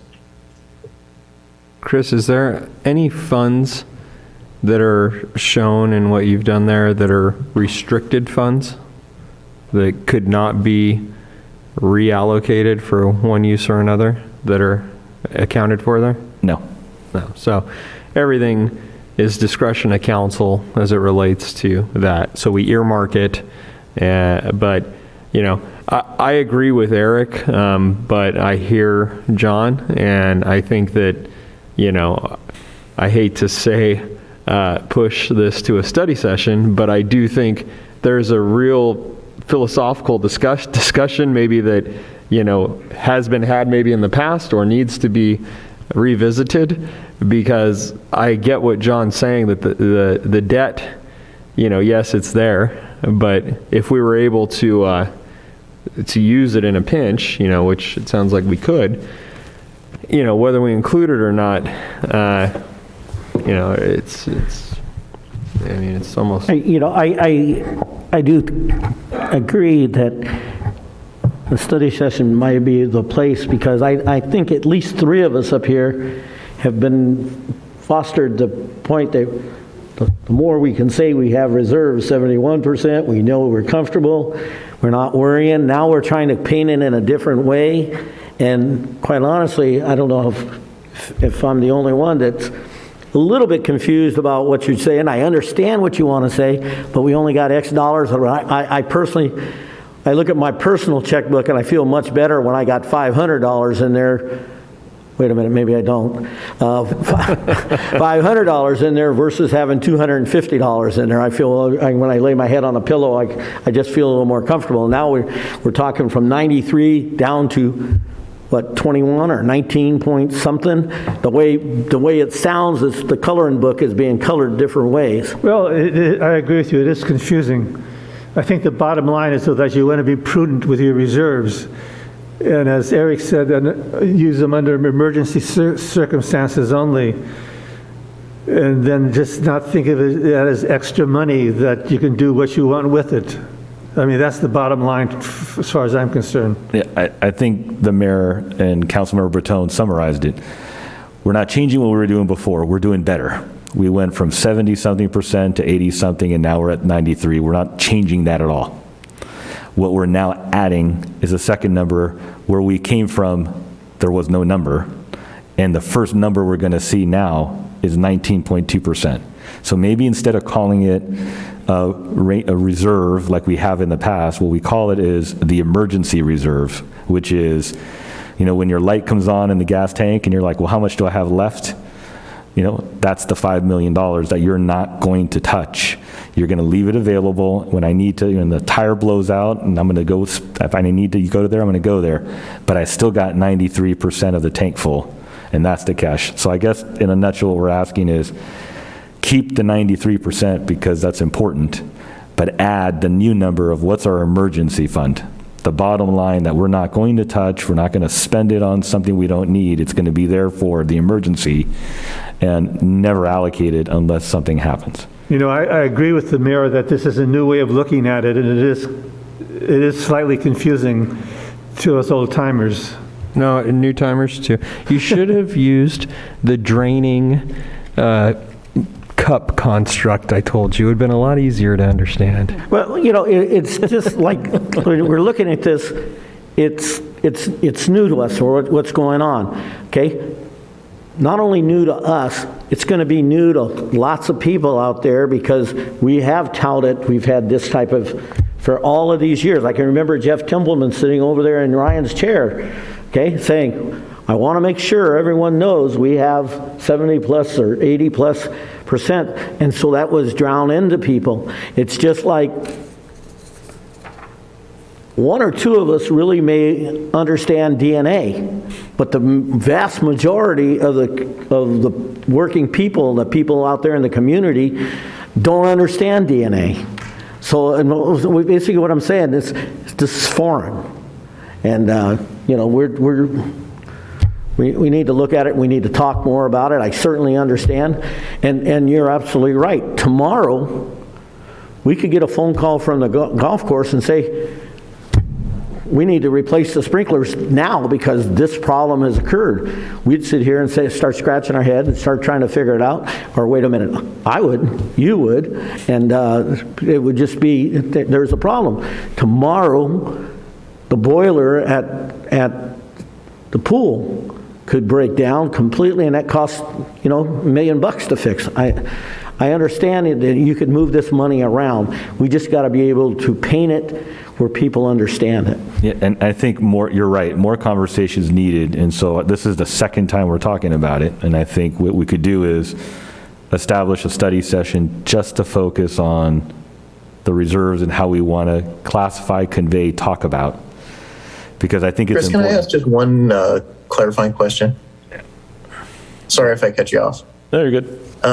So if I'm understanding correctly, and if you could correct me if I'm wrong, our budget process is kind of our day-to-day on how we spend our money and how we prioritize our money. And I think as we're looking at that, as traditionally we were looking at the 93%. That was the number that we were concerned with in our heads when we were going through this process. Would that number be more important, not necessarily in our day-to-day operations and budgeting process, but would that more come into play during when we're preparing our CAFRs? Yes and no. It really just comes down to what we want to convey to the public and what do we want to establish internally to make better decisions. I think the bottom line is we're sitting on more cash in our general fund as a percent of total than we ever had before, but that we're not sitting on the amount of cash that allows us to address all the issues and concerns that we know that we have, but we're healthy financially. I guess that would be my thought is, as I'm looking at that 93% number and how we're looking at it traditionally, I think, as I've paged through CAFRs for different cities, it seems like that would be a natural fit on a page in a CAFR report is, if God forbid the worst thing happens, explaining it just verbatim in layman's terms, this is the number that matters if everything fails and the city doesn't take in a dime. And I think that would hopefully help sort out the confusion there. It could, but since we're using that number, it still begs the question what the number is. I think the ultimate criteria is if the state has established a target of 70% in the 3 categories of reserves, we're at 93. So to the community, we're stronger than we were last year, and we're stronger than the year we were before. So I don't think there's any question in terms of strength from compared to previous years. The question I think we need to talk about at a study session would be strength as it relates to what?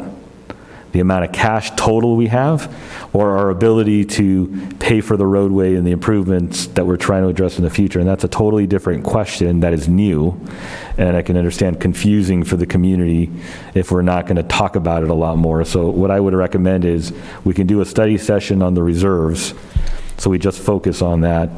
And then what we can do now is move on to the priorities of the council, so we can have that conversation that can help inform the budget process if that's the pleasure of the council. I think that there's really only 2 things that matter.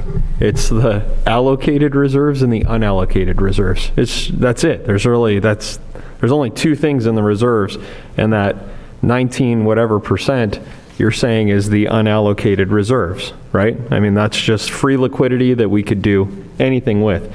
I think what's confusing to people, and even to me looking at the chart, is that it presents that way, but we use jargon here all the time. We talk fund numbers and all kinds of other rubbish that means nothing to anybody. People are only concerned, like the mayor said, with the city being in a healthy, strong financial position.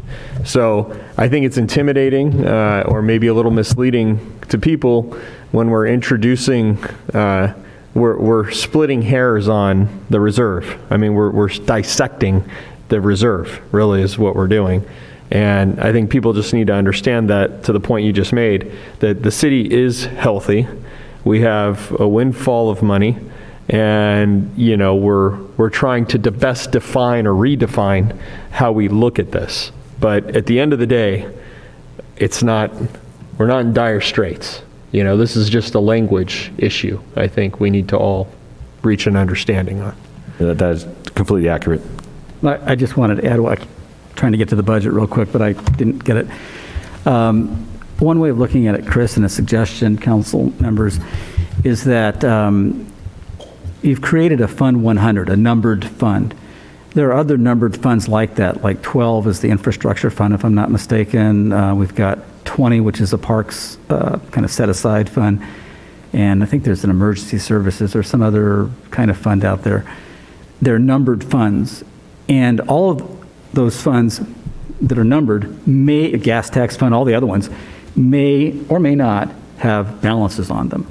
So all those balances are kind of like money. Some of them are money you can use. Like the infrastructure fund, you can pull money out of that anytime, even though it's got a number. So is Fund 20. I would look on Fund 100 that same way. It's a numbered fund, and it makes it a little bit easier because all the numbered funds in this sense are not general fund funds. That's how we've looked at it in the past. All the special funds have not been considered general fund. And so if you're going to be setting aside money for future projects, which Fund 20 has been used for that before, Fund 12 is used for that sometimes, or has been used for that, that's why they're established, to look at future projects. And that's what Fund 100 is like. It's the end of life cycle kind of projects. Then I would just take that completely, or one idea anyway is to talk about in our discussions, is to take that completely out of the general fund, and the rest of it is really the general fund balances, whether they're earmarked for golf course or OPEB or whatever they're earmarked for. I would make that distinction. And that way, your reserves would not be 93%. They would be whatever they are. It might be 75 or 70. That's just a thought to consider at the study session, that numbered funds are distinct and I think it's understandable to everybody that there's a reason they're numbered, and the general fund is general. If we take our general fund and we take our numbered funds, what is that total amount? That's the 93, No, what's the dollar amount? almost 22 million. Pardon me? The ones that we've included, it's 22 million. That's all? See, I think that's... Oh, you're talking about all total, like, cash on hand? Yeah, let's let Mike answer that, please. If you're looking at all our funds and all the cash of all our funds combined, everything, we're above $50 million. How much? Above 50, a little over $50 million. Well, Mike, you just surprised me, because I thought we were in like 38, 39, and now you're telling me we're, and I realize these monies go specific places, but I just wanted to know where we, in our minds, where we really stood as far as that's concerned. Because there are, like John said, numbered funds that if we got into really trouble, we'd have to figure out what to do with it. So. Yeah, we're the healthiest dollar-wise we've ever been, but I guess the message I'm trying to convey is to not let that level of health say that the $130 million of roadway improvements we need to perform over a number of years or to accomplish our target, that we can now do it just the way we are right now. Understand. Okay. Okay. So I'd like to go to this last slide, You're not done yet? Go ahead. Well, we don't have to talk about priorities if you don't want to, but I think this is the most important to the conversation. Oh, yeah. So what priorities does the council want to help us guide in the development of the budget process? And is there any criteria you want us to use when we're making trade-offs between what is a priority over another? And so this is our opportunity to talk about the type of things council wants to see, and when we have to pick between two things, how do we decide between the two? How do you want us to decide internally between those two? Well, one thing I'd like the budget to take into consideration is long-term needs of the city. For instance, we should start planning now for the things that have to go for our recreation center, the swimming pool. I think maybe our equestrian property up in the park may need some long-term financing for water conservation and water purification. And these are things we should be thinking about right now, so we have the money when it becomes an absolute necessity to do this type of work. I think roads are something that I was very surprised at last time to realize that roads were in such poor condition. And I think we need to take this into consideration for a long-term view. So I do like the way you think about it, the future and what's happening 5-10 years from now. And I think that has to become important. Of the money we're spending right now is what we need to do 5 years from now and 10 years from now. I think we need to prioritize the unfunded pension liability. We've done that in the past. I think we need to continue to do that. I agree with Dennis that we need to be looking at long-term projects. However, I don't think the pandemic is quite over yet. So you're absolutely right. For this particular budget cycle, my priority preference would be to ensure that we have enough funding available to continue any enhancements that are needed to be able to provide a safe work environment for the city staff, appropriate PPE, and anything else that would be foreseeable or unforeseeable, at least for this fiscal cycle.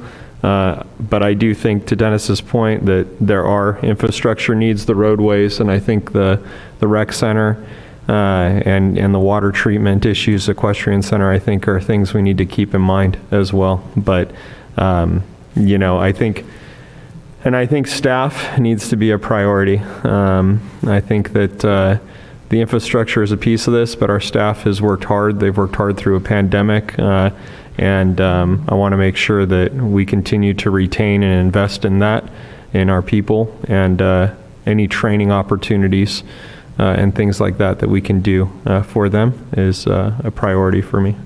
Lastly, I think the infrastructure piece, the roadways, roadways keep coming to me, and the pension liability, I think, are the two most significant things, at least from my perspective. And the recently developed investment in the city prosecutor. I think we need to continue to invest in that, as I think we need to also talk about maybe this next fiscal cycle, looking at working with the Sheriff's Department and the courts to explore a teen court. And I bring that up only because there is, as some are aware, juvenile justice realignment on the horizon, and that's going to impact the community. And if there's an opportunity for us to be able to work with the sheriff's station and the courts to be able to establish a teen court program, I think we'd be well served to do so. Thanks.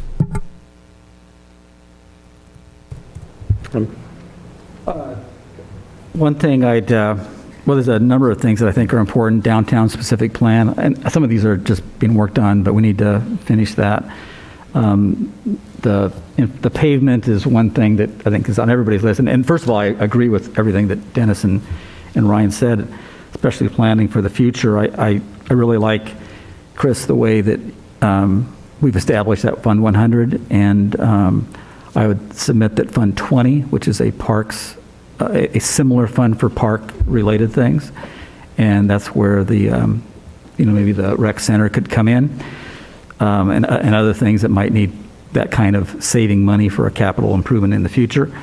But certainly that, and I was telling Chris the other day that I'd like a measurable or a goal of improving the pavement condition index. So right now it's at 56, I believe is what they said. 54. 54, okay, 54. Yeah.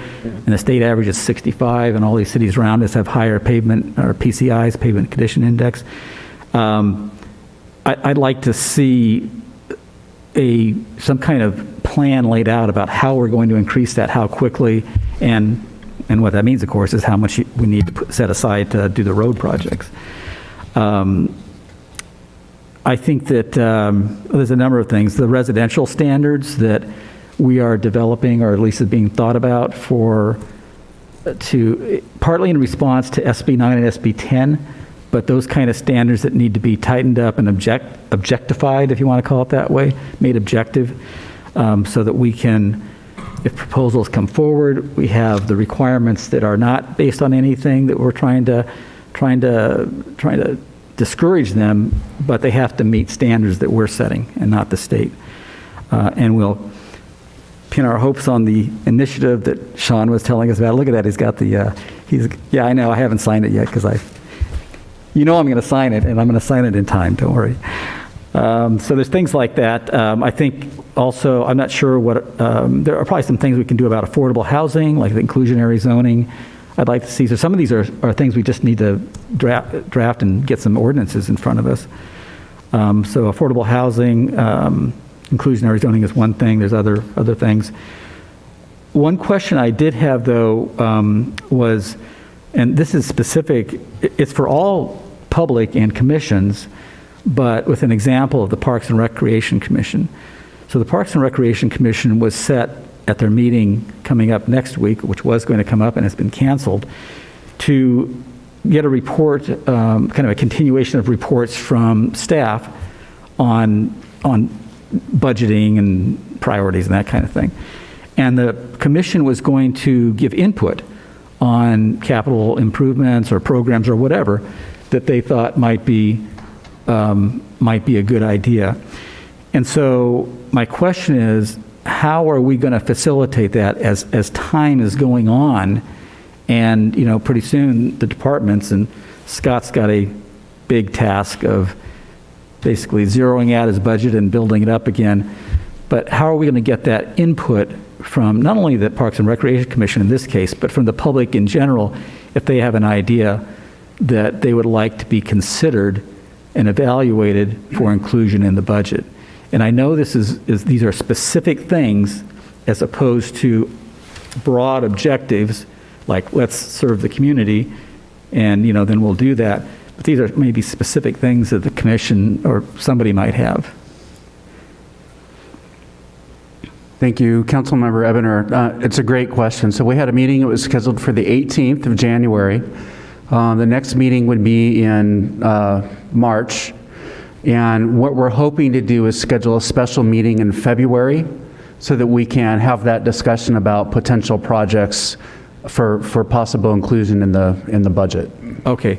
And I guess I should have talked to you beforehand because, yeah, that's great. I was worried that we were going to be waiting until March, and Jan Bartolo, the chairperson, was also concerned about the same thing. So we're glad to have a meeting. And, you know, they've been done by Zoom before, so if we're worried about, you know, interaction due to COVID or anything like that, the Parks and Rec Commission is certainly capable of doing a full Zoom meeting with everybody involved. Thank you. And that's really all I had to say. I mean, there's lots of other things and priorities, but some of those are the biggies, you know.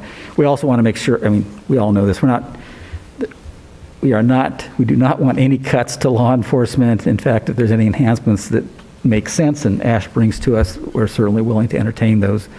So, and having a sound budget, Chris, that's the, that's the big I think thing. John brings up a good point, though, that I don't know that we've ever established a process, but perhaps it's time that we establish a process for each one of the commissions to weigh into the budget. I mean, that's, you know, public safety is one of them, equestrian, the other seniors. So, so perhaps there's an opportunity for staff to have a agenda item for them somewhere in the calendar consistent with the timing of the budget consideration, so we can hear from the representatives there. Yeah, we could discuss that internally so that each liaison can take their portion of what's being recommended to the respective commissions, and then any input that the council could benefit from, we just bring it to the council during the discussions. That was a good idea.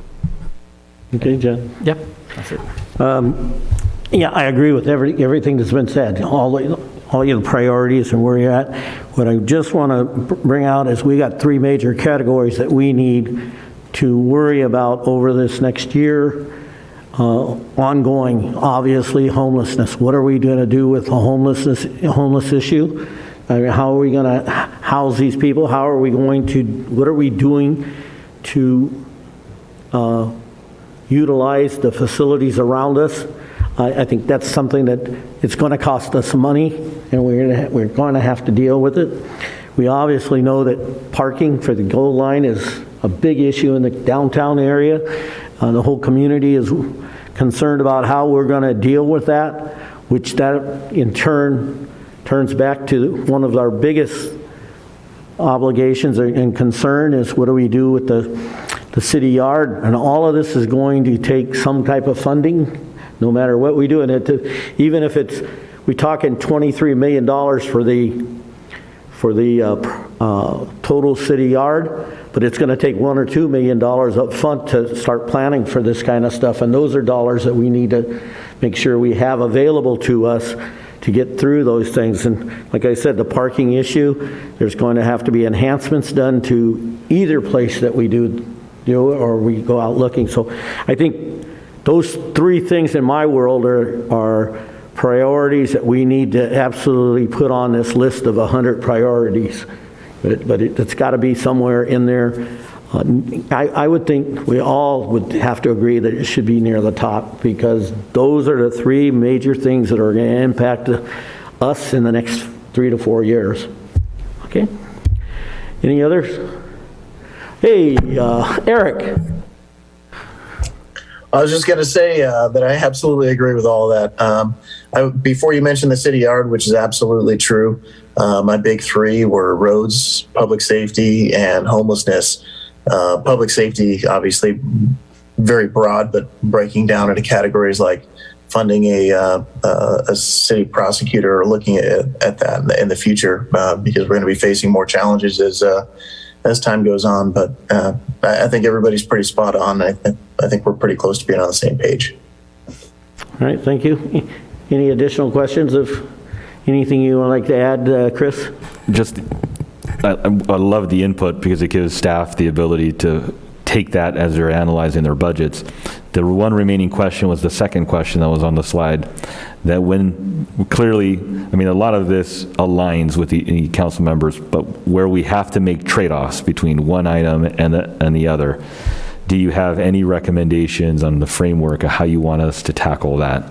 When we have two items and we're trying to decide between which one are you funding, how would you want to look at those situations? I don't know, what did we do last time? Give us a spreadsheet and we'll all write them by number, and then you can tally it all up. Maybe you should just get a two-headed coin. We could do that. I don't have an answer. Yeah, and you know, you're saying that in jest, but in a way, if there are some serious decision points to be made, then the council should really be involved in it. It's hard to give staff, you know, a criteria right this second and say, here's what you do, you know, and that because it's never going to apply to every situation. It's hard to do it. I mean, what I would say is that, and again, I've mentioned this before, is that we need to do all the things that are important to keep the city sound, whether it's infrastructure, public safety, or those kinds of things, the real basic things. So if those things are in need, then they really take priority.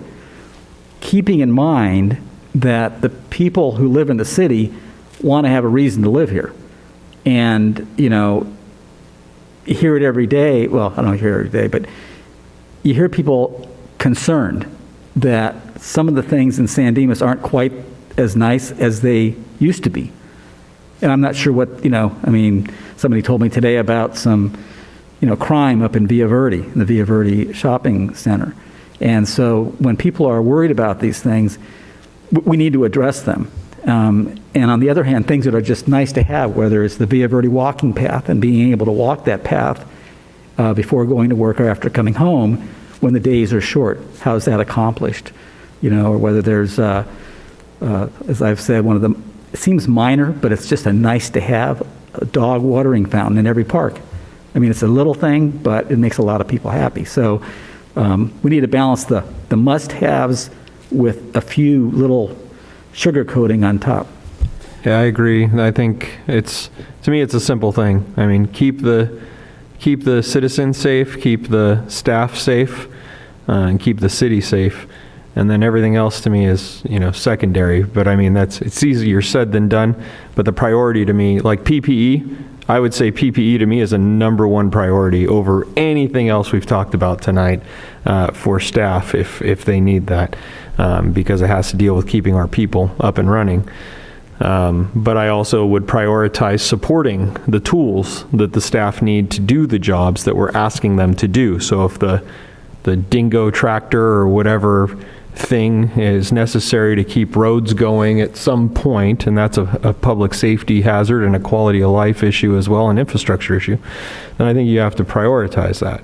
But, you know, as John said, I mean, I applaud council because not one of us in the previous comments had brought up any of the things off of the list that exists somewhere with all of the I want projects, you know, or you know, advocacy projects, you know. And so I think council here has been very judicial and judicious in terms of making sure we articulate to staff where our head's at. But again, the pandemic's not over.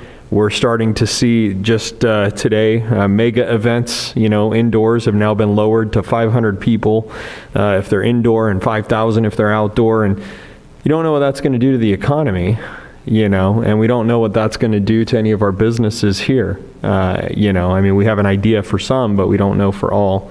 And so I just, you know, one thing we didn't talk about or was mentioned, but you know, I'm not entirely opposed to looking at appropriating money to support a small business grant fund if this gets that bad again, to try to support some of our small local businesses. It doesn't mean we have to spend it, but having it earmarked in the event that things get bad so we can keep our people taken care of. Yeah, on top of that, I think we all know and have known businesses that we were able to help with. And even though we didn't give a huge amount of money, the money we did helped those people, those 10 or 15 or whoever applied and was able to do it. I think they knew it, but what's even better is their neighbors knew it, and the people in the community who went there to eat. And the guy says, if the city hadn't helped me, I wouldn't have my doors open today. Those are important things. In fact, but the reality is that I agree. What we talked about today was absolutely just, fantastic. Nobody said, I want this or I want that. This is that. And all things that we talked about in the past would be nice to have, but we have to remember our most important entity is the people who live here. Okay, their children,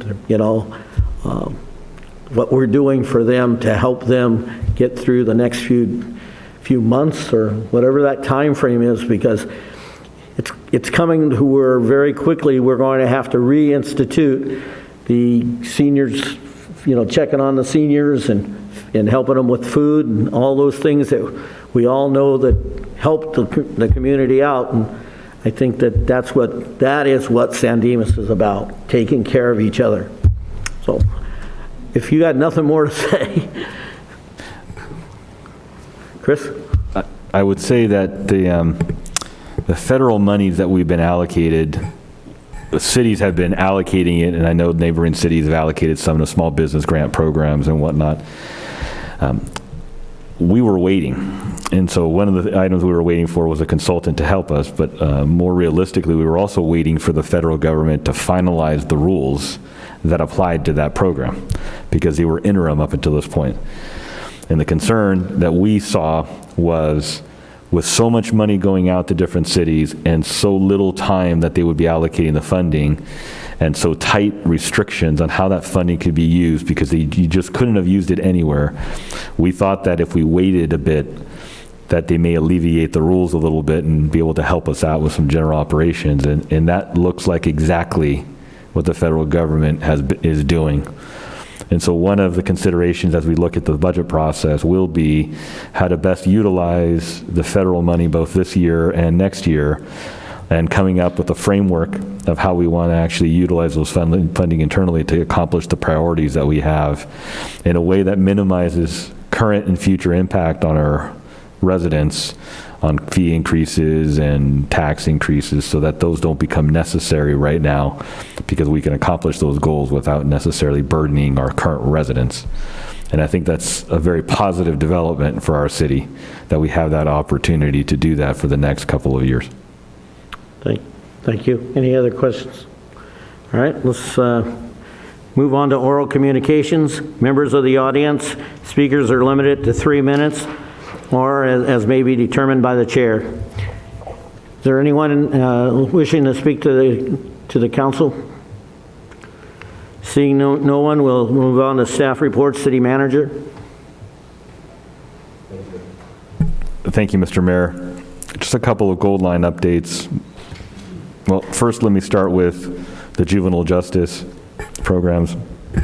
At the most recent meeting of the Oversight Commission, we had submitted a question in advance of the meeting with regards a number of questions folks that had submitted, and written Q&As were provided back before the commission that meeting. And one of the questions related to alternate sites for the juvenile justice secure youth facilities. Glen Rocky and San Dimas was stated in that Q&A that it is no longer being considered as a recommendation forward.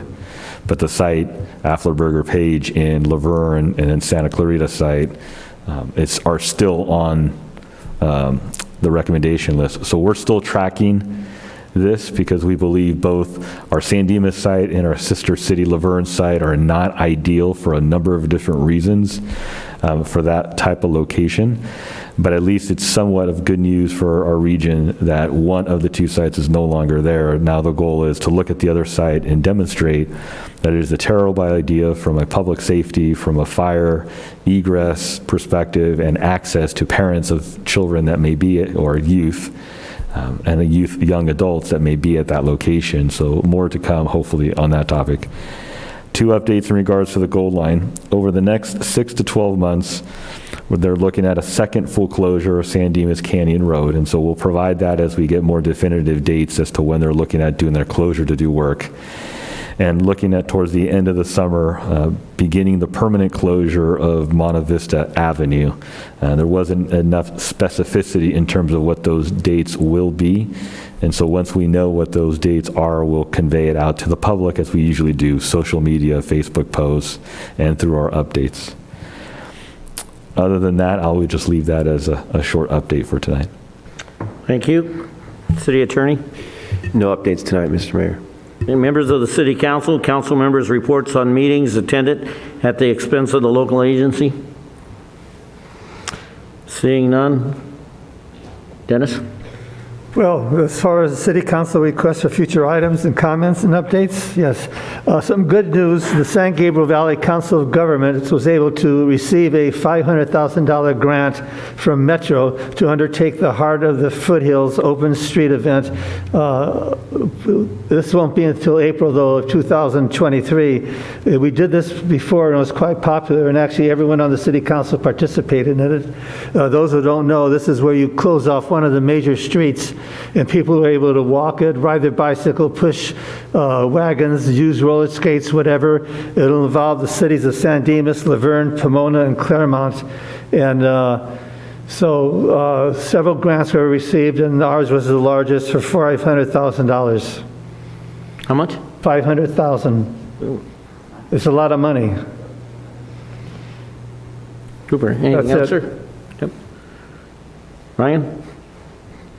Thank you, Mayor. One, I just wanted to wish everybody a Happy New Year. It's good to be back and have a new year of doing what we do. And so I had the opportunity to experience COVID-19 over the winter break. It was not fun.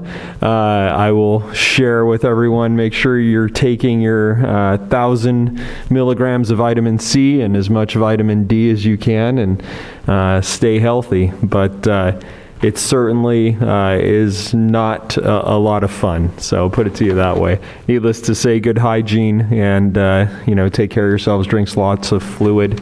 And don't wait to get yourself checked or tested if you need to, if you get any sort of symptoms. There's plenty of testing around town. There's testing both provided by the county, and you can go to covid19.lacounty.gov/testing to be able to find out any testing sites that you may need. But needless to say, I'm happy most folks who seem to be getting this new variant seem to be doing all right through it. So let's hope that we continue on a path of good news and we put an end to this pandemic sooner than later. To that end, since the new year, as some of you may know, LAPD officer was killed last night, and I think last week, LA County firefighter lost his life combating a structural fire. There's a lot of folks that serve our community, doctors, nurses, firefighters, police officers, that have worked hard and continue to work hard, and keep them in your thoughts and prayers as we go through things. And lastly, my cousin passed of cancer yesterday, and so I think that those that support organizations like the American Cancer Society and what have you, I just want to say thank you, and Michael's in my prayers. Thanks. John? Sorry to hear that. Just one request, actually. We've been doing the action minutes for a while now, and part of that was that there was discussion about if there was some topic that would be that a council member felt might serve the public to have that a summary of the discussion of that topic, then we could request that.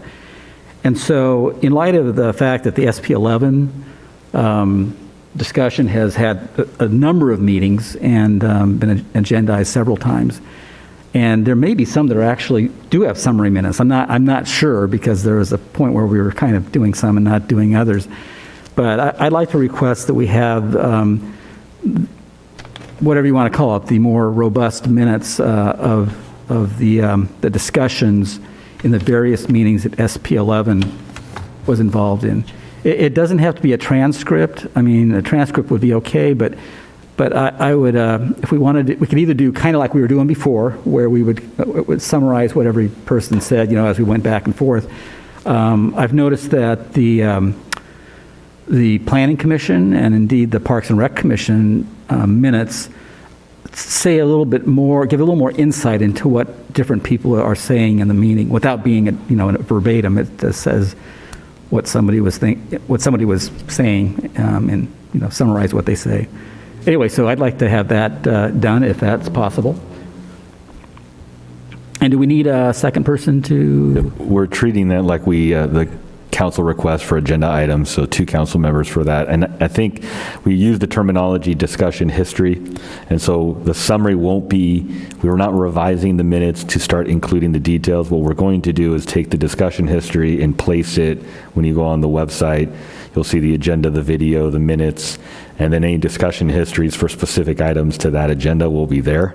But they will be the summary, a more detailed summary than we had before, just not officially approving as these are the minutes, because the official minutes are the actions. This will be supplemental material to allow somebody to really understand, if they don't want to listen to the video of the entire item, synopsis of kind of the discussion points for key things. And under the current policy, that is fine with me. Anybody else want to support that request? Is this for the? Just the SP 11 discussion, so there's some history of it. Yes, I would support that. Thanks. And I would ask, so what we're trying to do with the minutes is come at the next meeting and approve the minutes. In regards to the discussion history, it may not necessarily be at the immediate next meeting. That is totally fine, just as long, I have a couple other topics, in the future that I would request the same thing, but that's a good start now, and there's probably at least half a dozen meetings that was discussed at. But it gives a good history of where we are, and, so, and other than that, Happy New Year. Good to be back. Don't forget Eric. Hey, Eric, you awake? I'm still awake. Happy New Year, everybody. And like Ryan, there's a reason that I'm remoting into the meeting tonight, and that's because just last Monday, I came down with flu-like symptoms after an exposure at work, and sure enough, I ended up testing positive on Tuesday. I tested, so I should be clear from my quarantine here tomorrow. Tomorrow will be my last day of quarantine, actually, and then I get to be free. But it took a good few days to get over the hump, and like Ryan said, it was not very fun. So everyone stay healthy out there and stay safe. But that's it. All right, anything else? I just want to commend the staff over the last couple of weeks. I think we all know we had some pretty tremendous rain, of which everybody knows we need it.